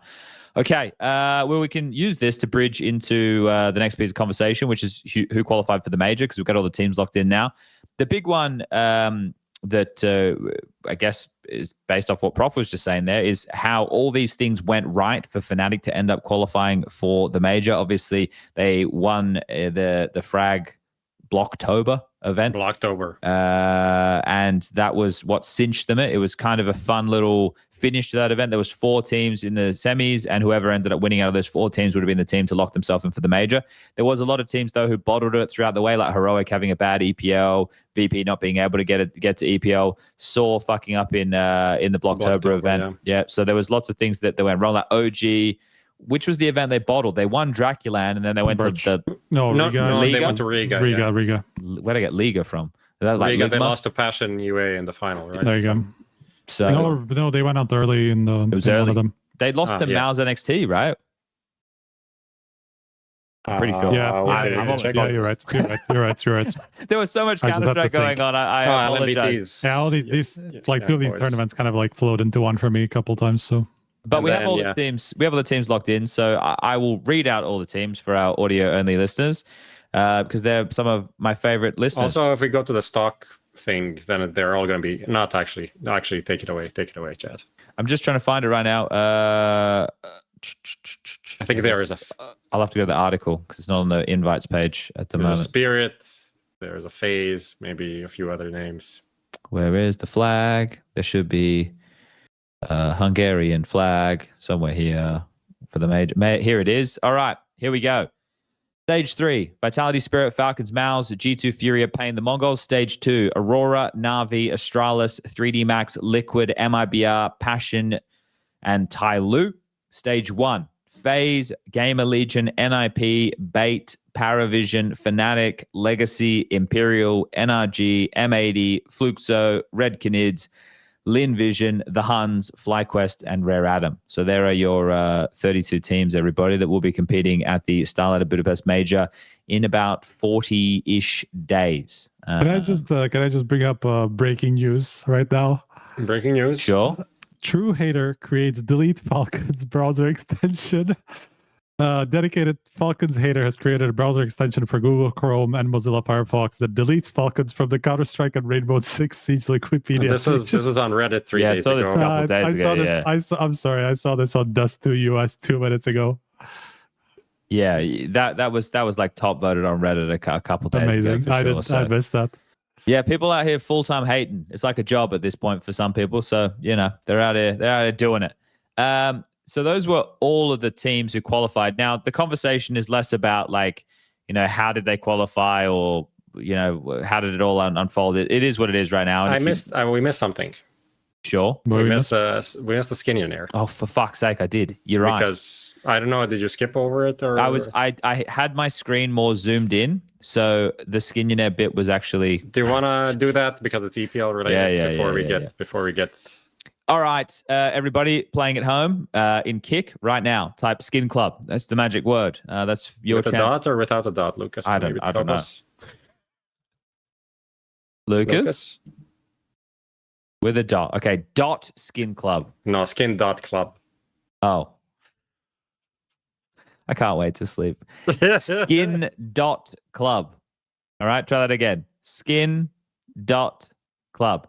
That's your chance to enter the draw. This is Who Wants to Be a Skinionaire. It's the same old, same old. It's going to be 5 questions, multiple choice. However many we get correct could win you a skin up to a $50 value. Okay? This one is brought to you by Skin dot club. That's Skin full stop club. Guys, you're still not typing it right. I can't believe it. I'm going to go on my chat. Sending links is forbidden. Oh, wow. Okay, well, we're redoing it, everybody. You can blame someone else. And you thought they were the shitheads. There you go, guys. Type Skin Club without the dot. It's working now. Should be all good. I hope, maybe. All right. Who's doing this one? I actually just glanced at the things, so if anything's wrong, I didn't actually read anything. I'm Great. sorry. Okay, Striker, me you and me neither. will do this. All right. It's okay. You and I can do this. All right. Who wants to be a All right. Skinionaire? Brought to you by Skin Club. Type Skin Club in chat for your chance to win. Okay, let's get into it. Question number 1. Right before going to EPL Season 22, what tournament did HLTV win? Counterpit Season 3, EPL Season 2, Yalla Resurrection Season 1. I think it was EPL. It must Season be 2. right. Yeah. It Because feels I like mean, look, It feels yeah, like it's I'm just- pretty sure it is. It feels like a trick because we were at EPL, but no, it's not Other a two trick. tournaments don't exist. European Pro Yalla League. Resurrection is actually a banger. That's actually a banger. Gotta give it to Dimitri on that one. All right, that one's correct. EPL Season 2, the European Pro League. Great name. All right, question number 2. Where were the EPL finals held most often? Denmark, Malta, or the USA? I mean, it's Oh my gotta God. be Malta, right? Yeah, I know. Malta, we USA had- was Dallas. Dallas was a few times, a few years in a row. It was always the second EPL in Dallas, but Malta, we had at least 4, maybe 5. Yeah, that's a lot. yeah, I don't think there were many in Dallas or Denmark. Denmark, had, Denmark, I like, remember one. it was 3. Okay. I think they did only the winter ones, right? In Denmark. Yeah, the ones when it was Christmas time. Yeah. It was So, always like, snowing. I was driving a small 2018, 2019, I'm pretty sure were Odense. sleeping in the Oh, in okay. the There could be more USA Martins. ones, though. Like the early USA ones. No, not there sure. was Yeah. Germany and stuff. I think it's Malta, man. All right, we'll lock in Malta. Correct answer is Malta. Okay. All right. Question number 3. So we got 2 out of 2 so far. Type Skin Club in chat if you haven't yet and you want to enter the draw to win up to a $50 skin value. Okay. Which season of EPL ended with the clutch of the year? 10, 13, 16, or 18? This would be the Cadian clutch. Cadian one Cadian must be one. right. So it's that would online? be 16 or that was 13? 2021. I think it's 13 4 because years, Fnatic that's 8. won. Fnatic Oh, won. 13. Must be 13. Fnatic won season 11. Astralis won season. Must be 13 because it's 12. 4 years ago, right? That's 8 or 9 seasons, let's say. That must be 13 then. Yeah, I'm pretty sure Fnatic with like Brolin won. They won 11. the first. Yeah, the Krieg Yeah. one. Krieg. And then Krieg one. Astralis won the second one with the hodgepodge. Maybe when was Tag playing there for? Maybe. Anyway, locking in 13. Correct answer is 13. There we go. Don't All right, remember all right. Astralis winning. Yeah, anything. they won the second one. Yeah, Like once we went into the Pandy. Well, we're gonna be talking about 6-man rosters very soon again. So, Fnatic. What? Oh, yeah. Okay, we'll get into that in a second too. VP. All right. Question number 4. Among the following, who has the most EPL titles? 3 fully online seasons included. Dupree, Carrigan, Rops, Twists. Among the following, who has the most EPL? Well, it's Rops, right? Rops Rops has has 5. 5. Who else Yeah. could have yeah, that yeah, many? yeah. How many EPL seasons did Astralis win? Not including that online one. They didn't win money. They only won one of those in Denmark. Yeah. Something I online. mean, Dupree must have won one of those with. There's no way anybody has 5, right? Well, Twists won Kerrigan one has with one Liquid with online, MOUZ. Kerrigan has one with MOUZ. one with FaZe. One with FaZe. Has to be Rops or Twists. I think it's gotta be Robs. All right, let's lock in Rops. Correct It's gotta answer be. is He has he has 5. There's no there. way. We go. 5's a lot. 5 5 is a lot. So he's won one with MOUZ. Wait. Yeah, one with MOUZ. That was the 2019 one, right? Pretty sure. yeah, the then- one with Kerrigan. Yeah, one with but Then 2 He with must have won 2 FaZe with and FaZe. 2 with Vitality. yeah, okay, that makes sense. Yeah, because they won both this year with Vitality. Yeah, okay. And Ah, this is there the you go. first one that he's not MVP, I think, or the second. He had like 3 EPL MVPs. That's right. EPL does agree with him. All right, question 5. This is to go 5 from 5 for the $50 skin for everybody playing at home. Remember, you can still type Skin Club in chat right now. Okay, give it to us. Lucas, what's question number 5? Out of 5 completed seasons of the Grand Slam, how many had ended Woof. at an EPL? 2. It was Navi, Okay. right? And FaZe. Yeah. Well, Well, Astralis ended at like. Oh, yeah. Astralis as well. In Odense. Yeah. oh yeah, Yeah, they got the true. Liquid was didn't. Navi's at EPL? Online EPL, no? It was online EPL. And they took a photo with like outside of their boot camp with simple. They didn't win an online EPL. They did. When did they win? What did they win to finish the thing then? Why would it have been online? Because it was during COVID. No. It was like just after COVID. It was I don't know. Go with 3. All right, we'll go with 3. I don't know. I think it's can't 2, remember. but anyway, lock it in 3. Correct answer is... Oh. So for sure... Is Dimitri around? Because I'm not checking. Astralis.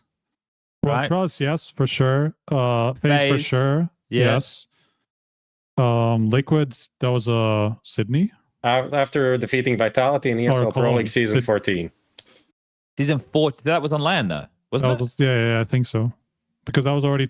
No, it couldn't have been Why not? 22. No, I'm just saying it couldn't have been 22. But the end of 21, we still had like a weird period where some of it was online, some of it was LAN. Remember?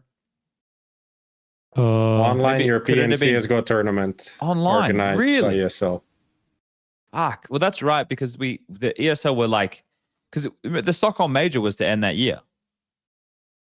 Yeah, but that was the first like proper LAN that we had. Yeah, And but the that, only like- LAN before that we had was... The studio one in Stockholm. The ESL one. Like winter. Yeah, there's that, and there's Cologne in the hotel. Yeah, the Hyatt.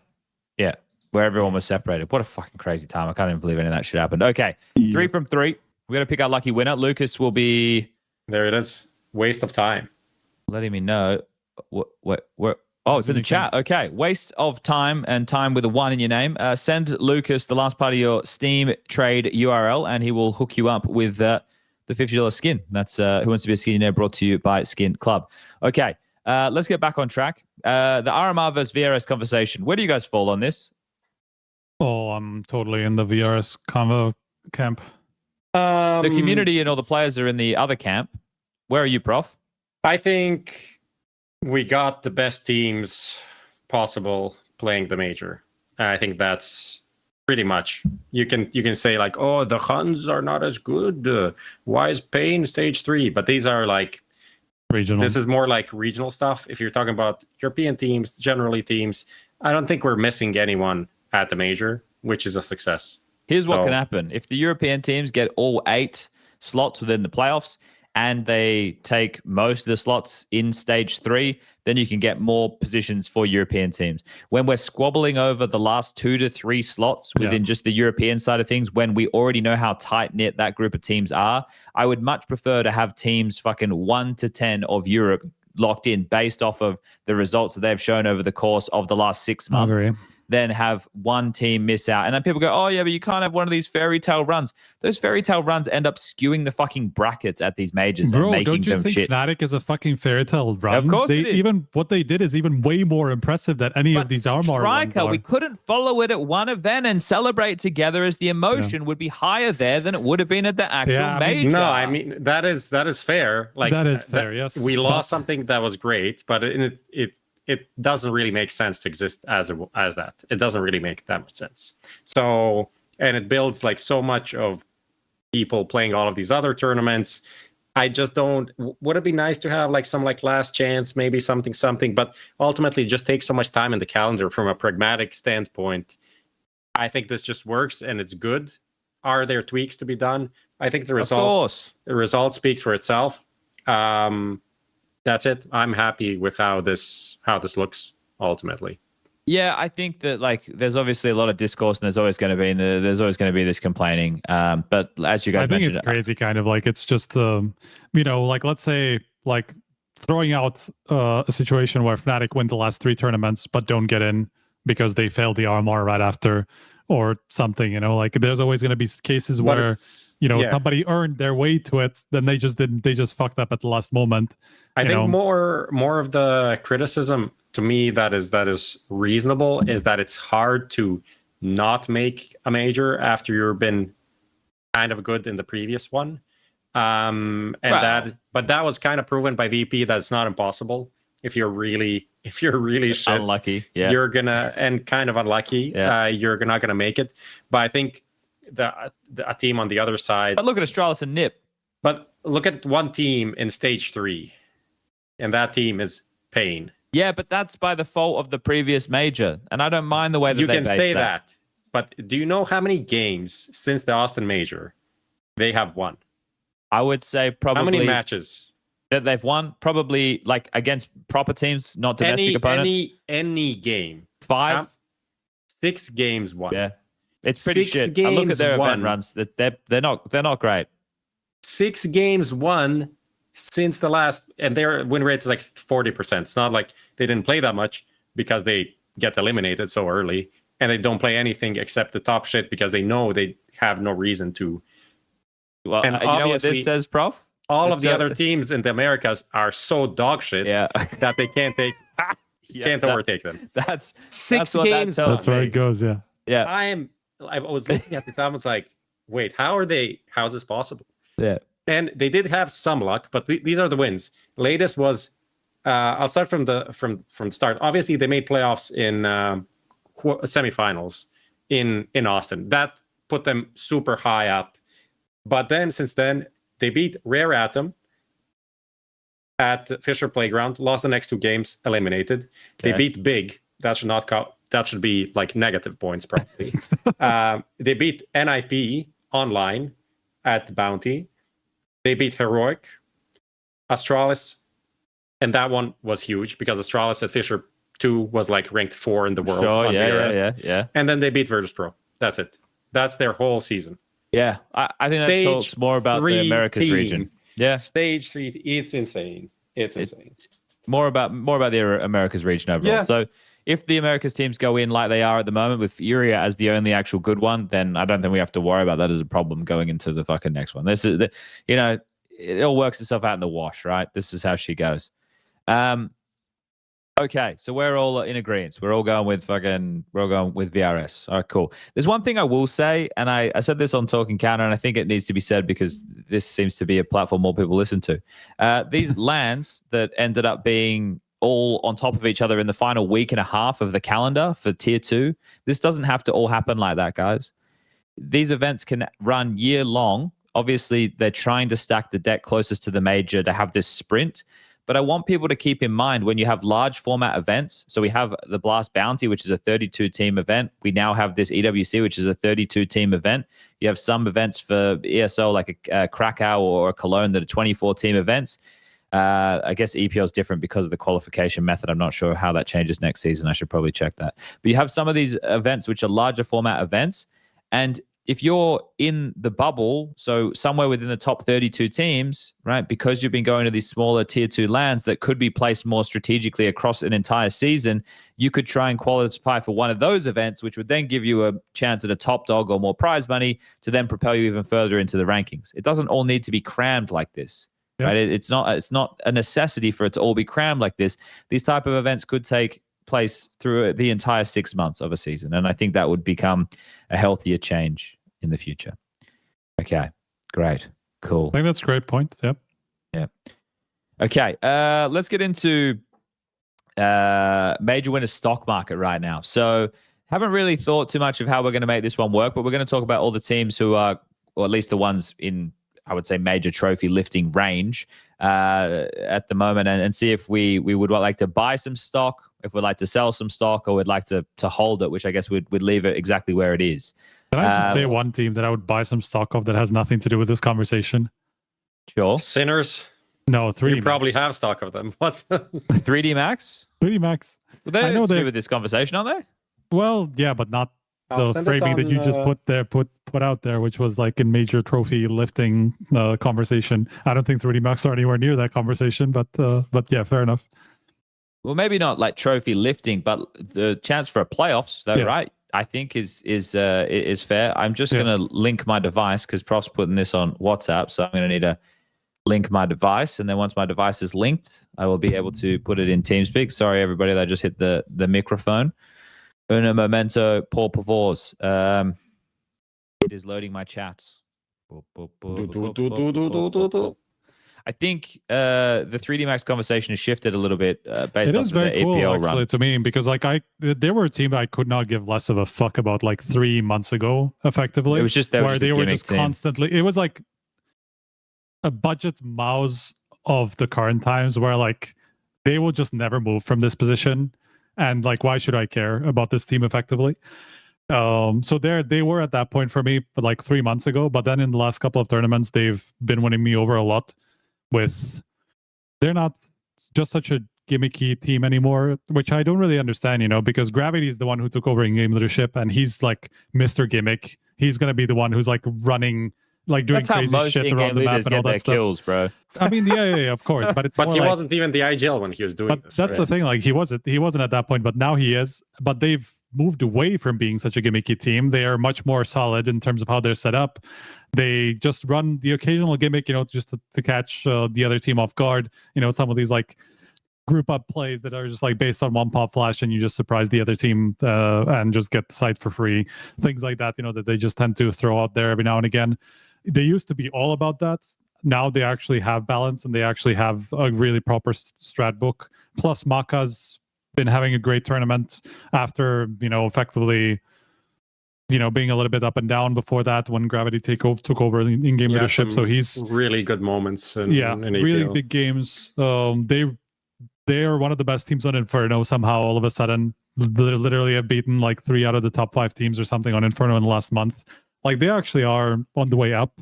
I'm not going to say that they're going to be in range to win a tournament for the rest of the year. I just think they're not the gatekeeping team anymore, or at least not to the same degree that they were like a couple of months ago. They're still a gatekeeper team. They still are a gatekeeper team, I think, until they break through that specific barrier. But I think they're on a transition away from that.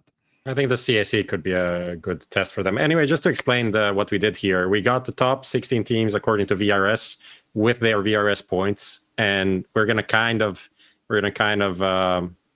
stock market this in terms of based on their VRS points. Do we feel like this is my opinion, but we can also do it just in terms of like winners. My opinion was that based on these points, do we see them moving up? Do they see them overperforming the points, or we see them underperforming the points, or kind of on point, right? So if we think they're going to overperform, we're going to buy. If we think they're underperforming, we're going to sell. And then if it's like pretty okay, then it's in the So middle. we would put Vitality in hold. Yeah, because I'm sure everybody's already bought a lot of their stock over I the think first... if we're very certain, we can still buy. We think they're still going to go higher. They can still go higher in the VRS than this, right? They had more points than this in the past. Sure, I just meant that they're number one. So, I guess it just depends on how we frame the conversation. I put Pain down in sell just based off of the stat line that you pointed out. Since the major, they're winning 6 matches. Yeah. Doesn't really fill me with a lot of confidence. I know they have a couple of events in the lead into the major, but still, if they're not beating that caliber of opponent, I don't know why the major would. I do know why the major would change that. Best of fucking ones. That's why the major would change that. That's crazy. Yeah. Let's not talk about that. they're the type of a team who would just like grab a couple of just like wins out of nowhere in that format. Yeah. Yeah, I'd still want to sell though. It's just there's nothing there that really Astralis excites me. Astralis and Cell. They've been on a very Downward trajectory. downward trend for sure. I would want to buy Mongolz stock. Okay. Now, the reason I want to buy Mongolz stock is because they haven't been practicing, but they will practice for the major. What is going on? Now, listen.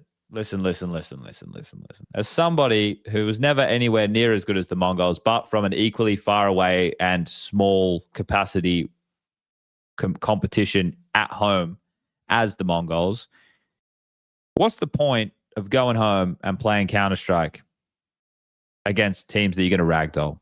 You're going to pick up bad habits. Or on 200 ping. 100 ping. That too. So I believe that them going back and not practicing, I don't like that it's a hard line. I'm hoping that it's just lost in translation. I hope that they're like, no, we still play like deathmatch, or we shoot bots and we do some theory. Like, I hope that's the case. But in terms of being that, they feel like they use these longer format tournaments to literally warm in for the playoffs. And this time they didn't make the playoffs at EPL. They lost an RB, right? So by the time we do get to the major, if you look at the events that they have to attend now, they will be in much better form. So they're here in Malta. They're going to play Thunderpick starting in 2 days' time. They're probably going to go home again, right, and have a rest while Bucharest is on. And then after that, then they're going to stay in their region. They'll play Chengdu, and from Chengdu directly into Blast Rivals. And then from Blast Rivals, I imagine they go to Europe at some point, like maybe a week after that or whatever, and start boot camping for the major. because for these events, 3 of these events this year, they haven't practiced for. EPL was one of them. Fisher, they didn't practice for. And the last one was Cologne. They didn't practice for those events. But after Cologne, they stayed, I'm pretty sure, and they played another tournament, which was like Blast Bounty. And then they went to EWC, which they'd won. So they were kind of like in form. Whereas like these other events we've listed, they're not in form because they've come just straight from it. Like I literally asked fucking Centers, like, what were you doing at home? He's like, playing Dota. So okay, cool. Sick, I guess. Like that's pretty cool. But you know, so that's why I'd buy stock, because I don't think that the form that they're showing at the moment is indicative of the form we'll see come the major. Yeah, that's Okay. fair. I think I'm down. I'm down for this. Nice. Clown. Who else is on it? Like Liquid's such a hard one because we haven't seen them play. I think CAC would be a very good showing for them, right? To see what they're capable of. But I would still buy, to be honest. I mean, mostly because of, I know it comes at a really weird point because a lot of these teams that I would like actually feel pretty good about have just done pretty well at their last tournament. You know, Liquid just made it into the major and like recovered from their horrible dip with the FPG2 run. Obviously, you know, since then they've changed lineups, and I would actually think that they will be in a better state than with Twist, and that's nothing to say against Twist. I think it's just, I don't know, it's just a hunch that I have about the Liege. I think that's fitting better a into fair this buy. I think that's a fair buy completely. Yeah. Yeah, if they were at that like 1400 range that they were before the FPG2 run, I would 100% say buy, even without that FPG2 run, just based off of this change alone. But I think I still would. I'm not buying any G2 stock, I'll tell you that much. Like I think that at the moment the honeymoon has kind of run its course, and now we're going to see, do they need marriage counseling, or is it just a change of location that's going to be good for them? Because there was these little snippets that EPO were playing, and it felt like a lot of the conversations were the same thing. It was like, yeah, we need to listen to each other, we need to trust each other. So it's like, where did that go? You just won an event. You won a best of 5 over Vitality. I understand that Fisher didn't go your way, right? But yeah, like, how is that already gone already? So that smells like a honeymoon to me. So that's why I would put G2 in hold. Yeah, I think they still have the capacity. They have the quality to do well, regardless of maybe they're not going to be winning tournaments, you know? Oh, for sure. I still think they're a very good team. It's just hard to gauge based off of the last 2 events, right? So that's why I would hold. Prof, you got one you want to throw somewhere? Let's sell MOUZ. We spoke about it before. I don't want to add anything new. Okay. You don't want to add anything new? No, I mean, I think I'm not saying they're going to be worse than. Yeah. Yeah, that's audio only listeners need to watch. That's it. That's it. You just have to watch if you're an audio listener. Yeah. Okay. Well, they're on sale. MOUZ are selling those at 50% off. You can get them at your local pharmacy. Stage dependable, guys. Stage dependable. No leakage. Striker, who you got? I was gonna say buy Spirit. I think I was still happy with what I saw from Spirit at EPL, obviously, until it went horribly wrong. All right, I want to hear this one. Because I think ultimately, until the FaZe game, I think everybody was like, fuck yeah, this is exactly what we were looking for. And then obviously it went very quickly the other way. I just don't think we'll see Dog have games as shit as that, and where he just doesn't do anything for half of the map sometimes. Again, and I think what we saw before was more indicative, even if I don't really think that they're like 100% there, that they're just going to be favorites for the major by the time they get there. I just think they're going to be better than the FaZe game, or like, you know, the lead up to the FaZe game in the last couple of events. I think Tanier does work more or less with the way that we expected. I just think it was an off game. I honestly don't think that there's anything fundamentally wrong with that team. Okay, put it in. For me, I'll whack it in. But the thing that I think is an interesting thing to consider is Zontix and Magix maybe didn't have the output that people wanted in terms of stats, but they were dependable. It felt like you knew what you were going to get from them for sure. Yeah. Whereas with Tanier, it's going to take him a while to find what his footing is within this team. And Zwei has some really good games, has some average games, and has some bad games. So I feel like there's a higher variance. And in terms of like doing the gritty, dirty work, like people just go, "Oh, Magic has shit stats," but it would be more about like his contributions that weren't kills that would be the things that would, because we were looking essentially at the output of 1.5 men within that team. And I'm not talking about putting 2 of them on like Donk and Shiro on each other's shoulders to make the height of 1 man. I mean, like you had Donk and then Shiro was, there as well. So yeah, I just think that people maybe are overlooking how dependable the other 2 were. But Tania did feel like a vibes guy until that game. And he was still trying to be the vibes guy in that game. It just wasn't going donkey dory as opposed to honky dory. Okay. I want to buy FaZe. We're going to run out of buy spots. Yeah, you can buy FaZe. Okay. You can buy FaZe. I agree with buying FaZe, even though I don't think they're going to be like fucking top 5. But I think they're like stage 3 invite for the major. I think they're better than that. So I think there'll be, just based on like Twist does add stuff, even though I said before I'm not excited. I still think the team has a lot of question marks. Are you still not excited? I'm relatively excited. Like I'm doing CAC now. They're probably the most exciting team there. The most exciting final you can have there is Liquid versus FaZe. Yeah. I previously said I wasn't excited and didn't think it would move the needle. I want to walk that back. I want to stand and say, based off what I saw from Twist's rifling at EPL, if he can play at that level, it definitely moves the needle. But the problem is that if we're not thinking about them in the context of winning tournaments in the top 5, then yes, fine. But like in the context of winning tournaments, I still don't think they'll be there. Okay, even though they beat, I know it was Rain playing, but they beat Spirit. Yeah. Interesting. It's still too early to say. Like CAC will be a real tell. And I don't even know if that's real because they're just traveling in and landing now. So yeah, that's a tough one. That is a tough one. I guess I get what you're saying. Where are we putting Aurora, boys? You're not putting them anywhere. I can tell you that. You're not putting that. But where are you putting Aurora? I'd put them in Cell. There's like, you could say hold because they kind of still are on a similar level, but honestly, I don't see it going up. Therefore, I'm getting rid of it. Striker, do you agree, or should we move them to hold?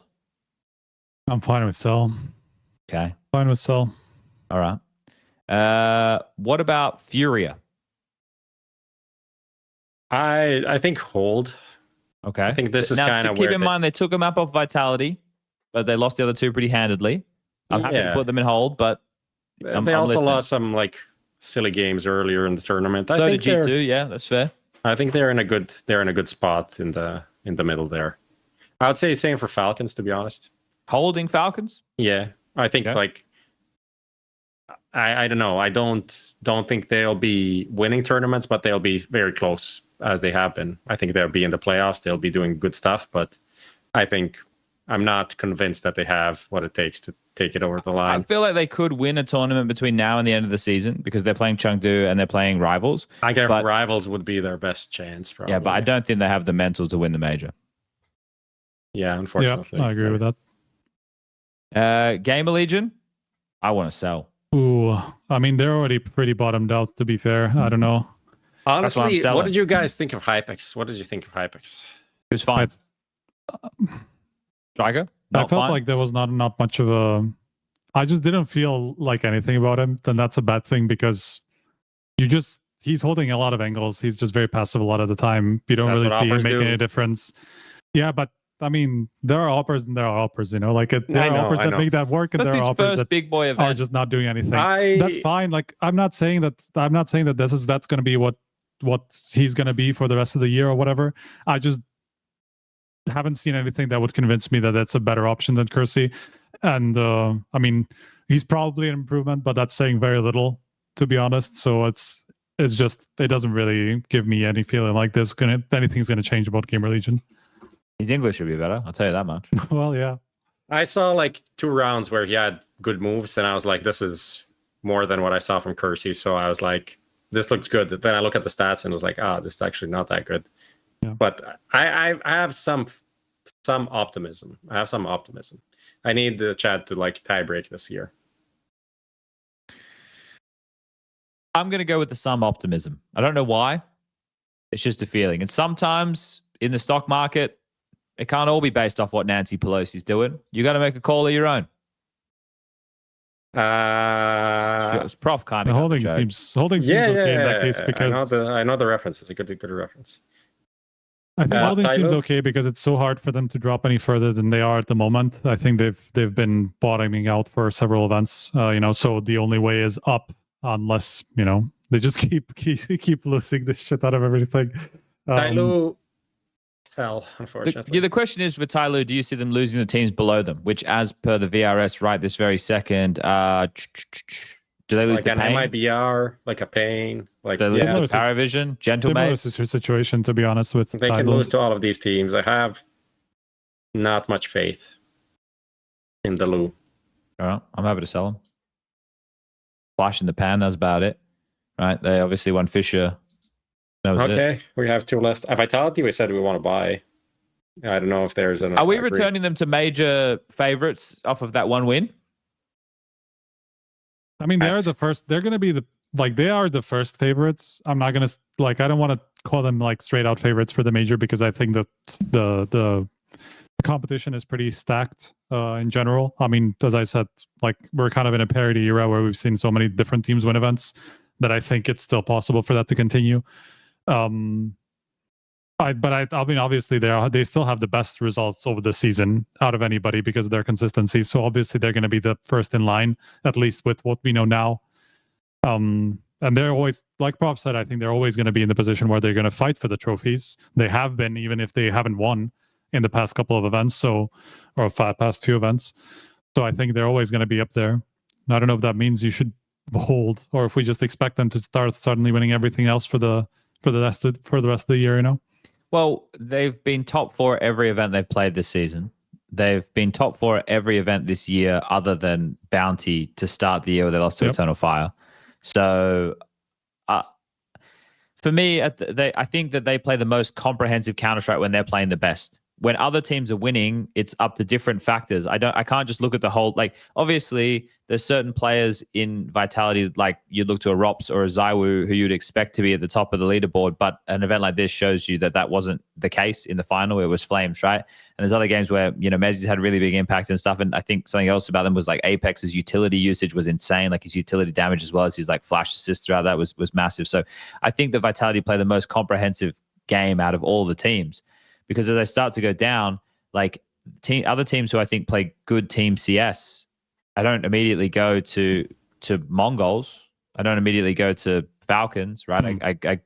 I'd say a team like FURIA, I think plays pretty good team CS and stuff like that. So if I'm having the consistency to replicate over the course of an entire tournament, then I would probably go with Vitality. All right, final one with NAVI. I like NAVI more this event. Mate, Wonderful had an absolute fucking stinker, though, in that quarterfinal game. That was tough. All these guys talk about is literally how they want to make a roster change. So we should sell in that case. I think that's fair, honestly. I mean, if we're talking until the end, I'm not buying. We're talking about the major, yeah. If we're talking until the end of the season, then sell, yeah. I agree.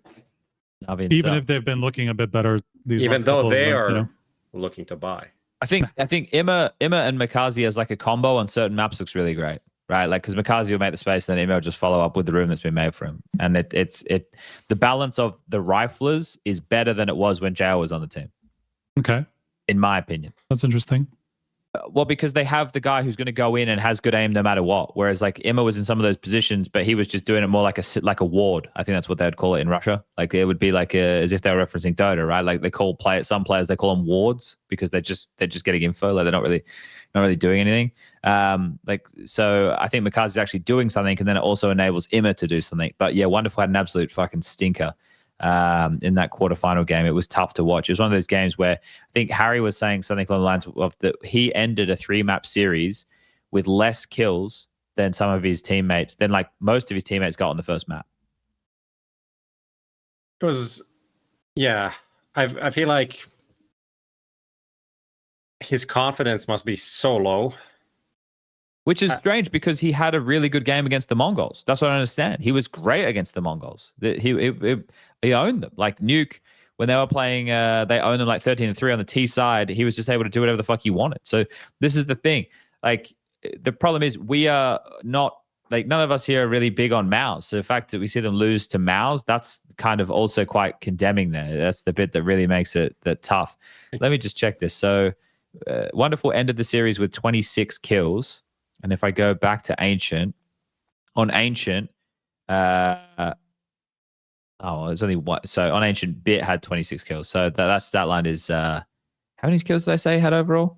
26. That stat line is not an accurate Classic stat line that I've just quoted. caster fucking fake newsing. Yeah, well, it looks like I should check the stats before regurgitating something that was told to me. You know what I mean? So anyway, it's not bad that what we did here. Okay, I can tell you that. nice. Looking forward to Navi making changes and taking them a bit more seriously. Until then, they're kind of just like not a placeholder, but what do you call 3D Max before? Gatekeeper Team, honestly. Yeah.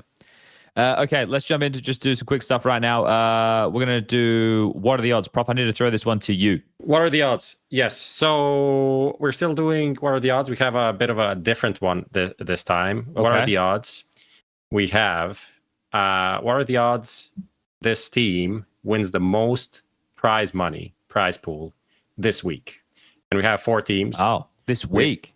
So we have 2 teams playing at CAC and 2 teams playing at Thunderpick. And as we know, the prize pool is kind of different. It's more top heavy for Thunderpick. No, for CAC, but at Thunderpick there is less teams. So it's kind of a tricky one to decipher. Okay, so first place at CAC is 400,000. Yeah. Second place is 170,000. Are you looking with club share? I'm including club share. Is that fine? Okay. Yeah. Because for me, that's the same. Yeah. The semantics are for the organizations and the players. The semantics are not for me. I don't give a fuck. Thunderpick's first prize is 500,000. I did the other way around. Okay. Yeah. Okay. I was going to say that's not what Prof just said. So Thunderpick's first prize is, I love that. The fact that first prize is 500,000 is delicious. And second prize is 150. Oh, it's so good. That's crazy. Wow. That's fucking such sick. a huge drop. That is fucking That's awesome. massive. Thank God someone has the balls to do this. Thunderpick have fucking smashed this. This is what I'm talking about. Come on. They did get some like top heavy teams. So the team list over there is Mongolz, FURIA, Aurora, NAVI, and then big drop OG, Imperial, 9Z, Venom. All right. And then at the CS Asia tournament, we have 3D Max, FaZe, Liquid Pain, TYLOO, Gamer Legion, Virtus Pro, Heroic, right? So let me just remember who I picked for what. I think I shared it in the chat. No, I did not. I sent it only to Lucas. So you can do the things, and then later on we can explain how people can get involved with this. Will Liquid win the most prize pool this week for people to vote in right now? Yes. Okay. So it's Mongolz for you, SPUNJ, FURIA for Striker, and FaZe for me. So it's easier for me and Striker here because FURIA and Mongolz should be top 4 teams. Yeah. So I'm going to say win the most? Who's going to win the most? But it's not compared to each other. It's just the most out of everybody, right? Yes, exactly. Well, that's a problem. There's a slight problem with that. What's the problem? Because it cannot be anybody from CAC. It can. If these 2 don't win the tournament. No, we said not compared to each other, just out of everybody. No. Yeah. No, out of these. Out of these 4 teams. Okay, then that makes more sense because whoever wins TWC is would win more. The one who wins the most. Okay, I'm glad we got that straightened out. Yeah. 8% for Liquid. Honestly, these are all going to be FURIA, Liquid, Mongolz, and I have Mongolz. You have FURIA. Prof has FaZe. FaZe. FaZe. Okay. Ooh.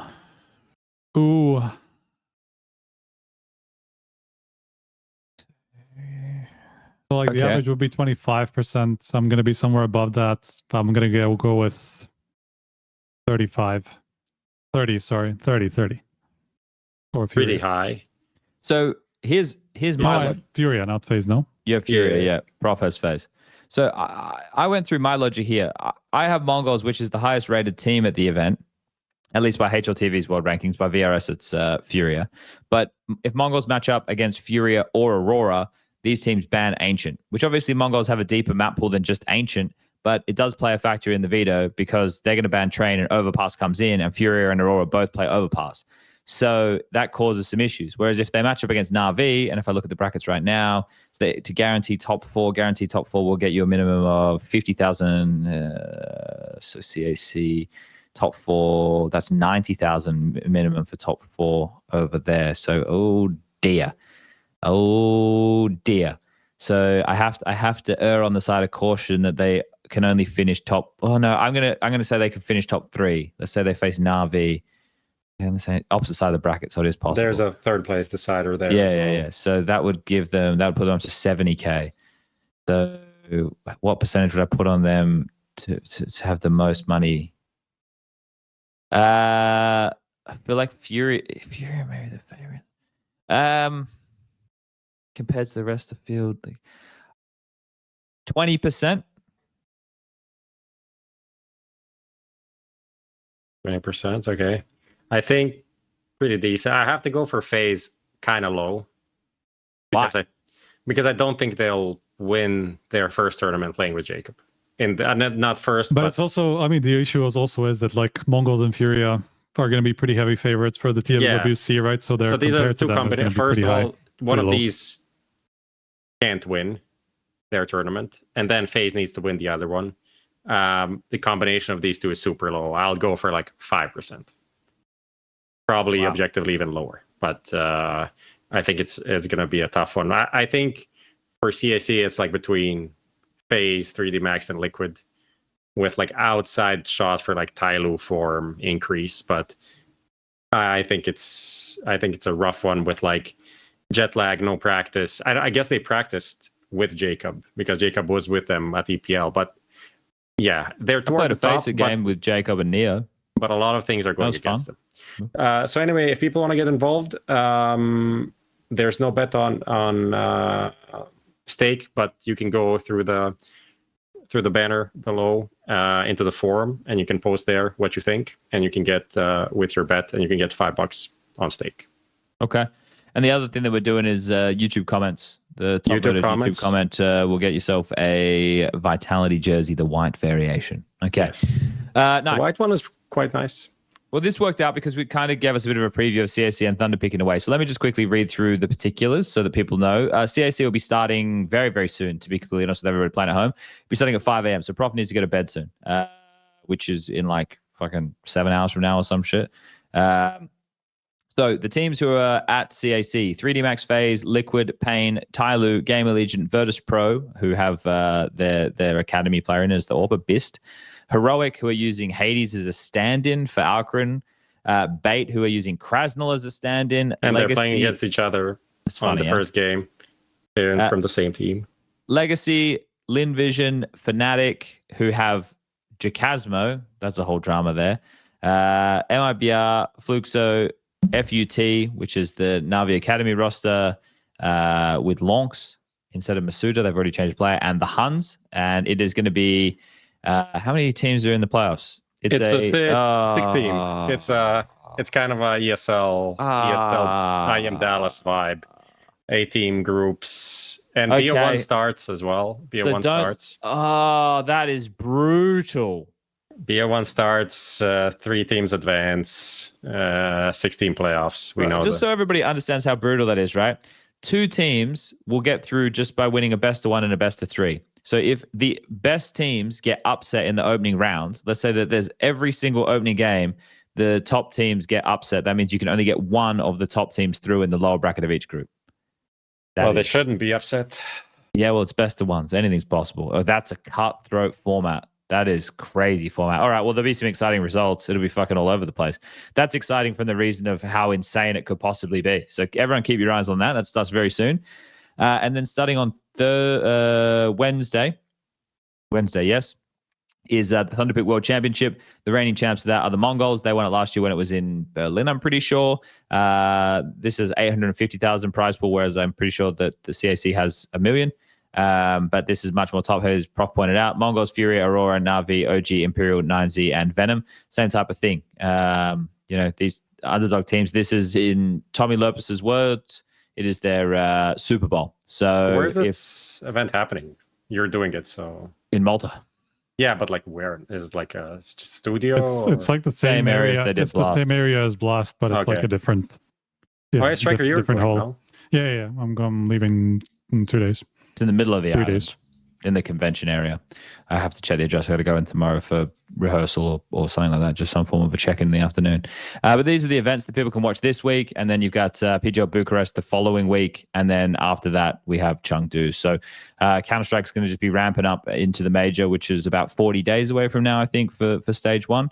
But that's it. That's basically it, everybody. That's the show. We were a little bit over time. I'm sorry to everybody. Sometimes these things happen. I apologize for being a bit spaced out. It's tough on no sleep, but that's all right. I'm going to sleep well tonight. Everything's going to go down. About the VP thing. We can close on that. What VP thing? Which VP? Oh, he has. That they're playing 2 out of 5. Oh, okay. We also didn't talk about Fnatic, but I'll just say in short what was in the interview today is that Fear said that they practically have a 6-man roster and that they'll decide who's going to play the major after at a later point. So even though Cypher's girlfriend said he was benched, he's apparently still kind of he's kind of part of the team. Didn't really sound like that. That's all I'm going to say. Maybe they changed their minds, maybe not. But honestly, Jacasmo for Cypher makes no sense. Makes no sense. Jacasmo for Crims, which is who he stood in for when they played in October. But it also means that you'd be letting go of a legacy player like Crims for the major. I mean, do you think that might be the idea? Just to give Crims like a send off and then this event? Bring in. I don't know. Yeah, could be. Yeah, but then why wouldn't you just bring Jacasmo in after? Maybe he would be stolen by somebody else. Who knows? I don't know. I don't know what the thinking could be exactly. Okay, hit us with this VP stuff, Striker. All right. Oh, fuck me. I don't have everything checked out with Valve and everything because they haven't gotten back to me yet. But I did send them an email about this to make sure that I actually get something back. They're only just getting into the office. So, as people know, we had this FaZe situation that happened at ESL, right? So, or Pro League, where they were not allowed to play with 2 out of 5. And they had to bring in Rain because he was part of the core that was invited, right? Effectively, the reason for that was that ESL had their own rules that prevented the team from playing without a majority. It's not necessarily just the TOR, because the TOR's wording effectively doesn't there's a lot of vagueness around it, whether it means that you just have to submit 3 out of 5, and then if you sub somebody out, that's totally fine. The way that I've been told, Valve don't actually have an opinion on if you do solve it in a way where you sub somebody out. And if you think about how they think about how this works with majors, where teams have gone in and played without a majority because of the subbed out situation, I think effectively they are allowing anybody to just submit a substitute and then just sub out a player from 2 out of from the core, and you can effectively play not only 2 out of 5.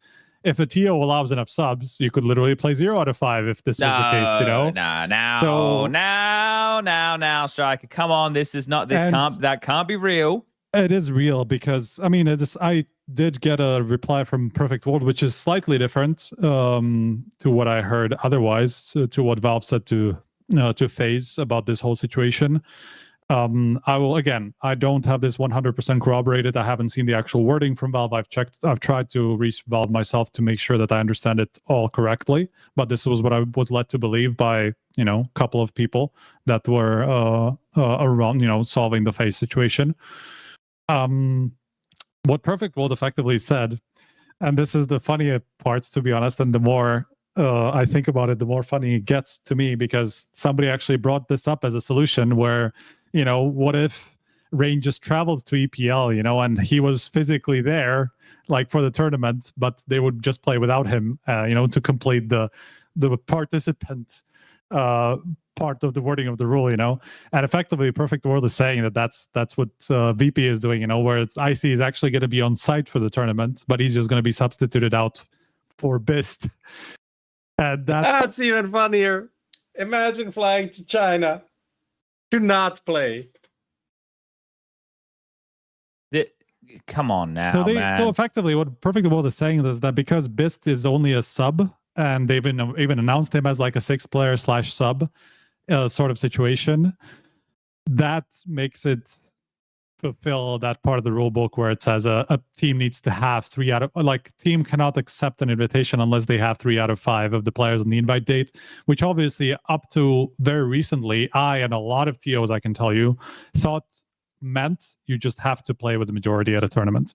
And I know several teams have been turned back to to ban their participation, or they were forced to play with the core right in the past.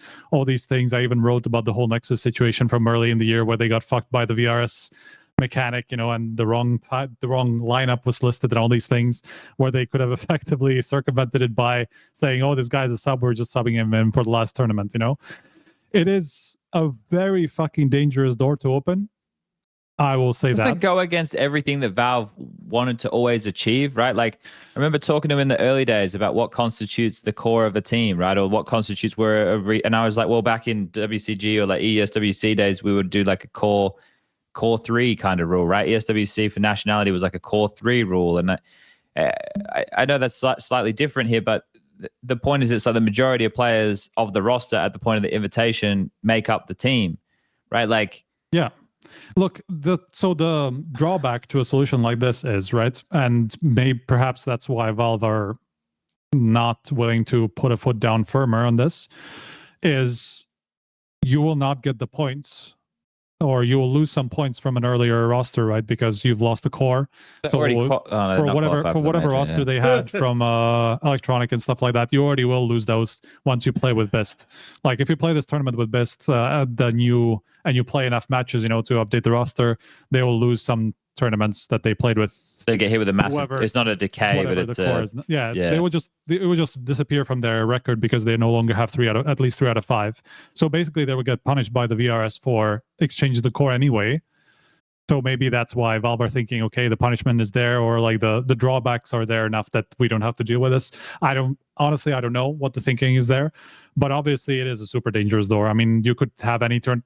I told you, like, a TO could just allow a team to submit 3 subs, and you could effectively play 0 out of 5 if you use this kind of a loophole or whatever you want to call it. So it's I was really hoping this wasn't true until I found out that VP are effectively doing this, right? Because ESL had their own rules that prevented this, so it didn't even come down to TOR. ESL's rules literally say you have to play with a majority of the team that got invited. Not literally. I mean, it's a bit more complicated than that, legal speak and all that stuff, but that's what they effectively say. But according to the TOR, it seems like you can use a sub to go around this rule. I don't like it, Prof. There we go. I don't like it. I hate it too. I don't like it. It's By the way, I don't know if IC's actually there physically right now, but I was told that he would be. Someone sent me a picture of IC in China. Did they? But I don't see a picture of IC in China. Oh, okay. He needs to be there. Wait, and he needs to have Brovid. Otherwise, I'm not letting this one pass. This is ridiculous. What? Like, I get what you're saying. Somber note. We had great vibes. You ruined everything. I'm sorry for this, but it's something that's once one team is allowed this, and for what reason? Obviously, we have to make sure that everybody knows that that's possible, so that the situation is fair, so that the playing field is level, right? But so surely that's this why can't be what they want, right? If look, from a Valve perspective, I understand it's hard for us to put ourselves in their shoes, but if we tried to put ourselves in their shoes, surely this isn't what they would want to be the case. I would hope not. But again, they haven't put their foot down firmly on the major situation either, until effectively recently. But even then, it's kind of possible to go around it, right? So it's not necessarily surprising, even to a degree, if you think about it, that they Stop haven't. doing the invites 2 fucking months before, man. Just stop doing invites 2 months before. That's fucking dumb in the first I mean, place. for a team to change months- scores in 2 months 2 is still months- kind of crazy, to be honest. But, you know, 2 months is not a even long- that bad. So there are some that are 3-4. yeah. There are some that were much more. Fuck, man. Valve, man. On that Come note, on, man. I need to So get I up will- in a I few will, hours. Yeah, I'll write about we'll it wrap it up, get out guys. of here. We're gonna Wrap it up. start. We're Yeah. starting a new podcast. Me and Striker. It's called Two Guys, One Format. It's gonna be R18 rated. You can only tune in. You could also listen to it when you go to bed at night. So that's what we're gonna call it. We'll get some graphics done, and we'll It's just gonna be talk no. format. It should be SPUNJ and Striker after dark. Okay. Well, yeah. When the witching hours, when people don't want to hear any of the crazy shit we're going to be talking about. Okay. Let's get out of here. This has been another episode of HLTV Confirmed, brought to you by Stake, Skin Club, and Refrag. I got it right on the way out, but not on the way in. I'm going to bed. Prof's tired. Striker's going to play with some pussies. Good night.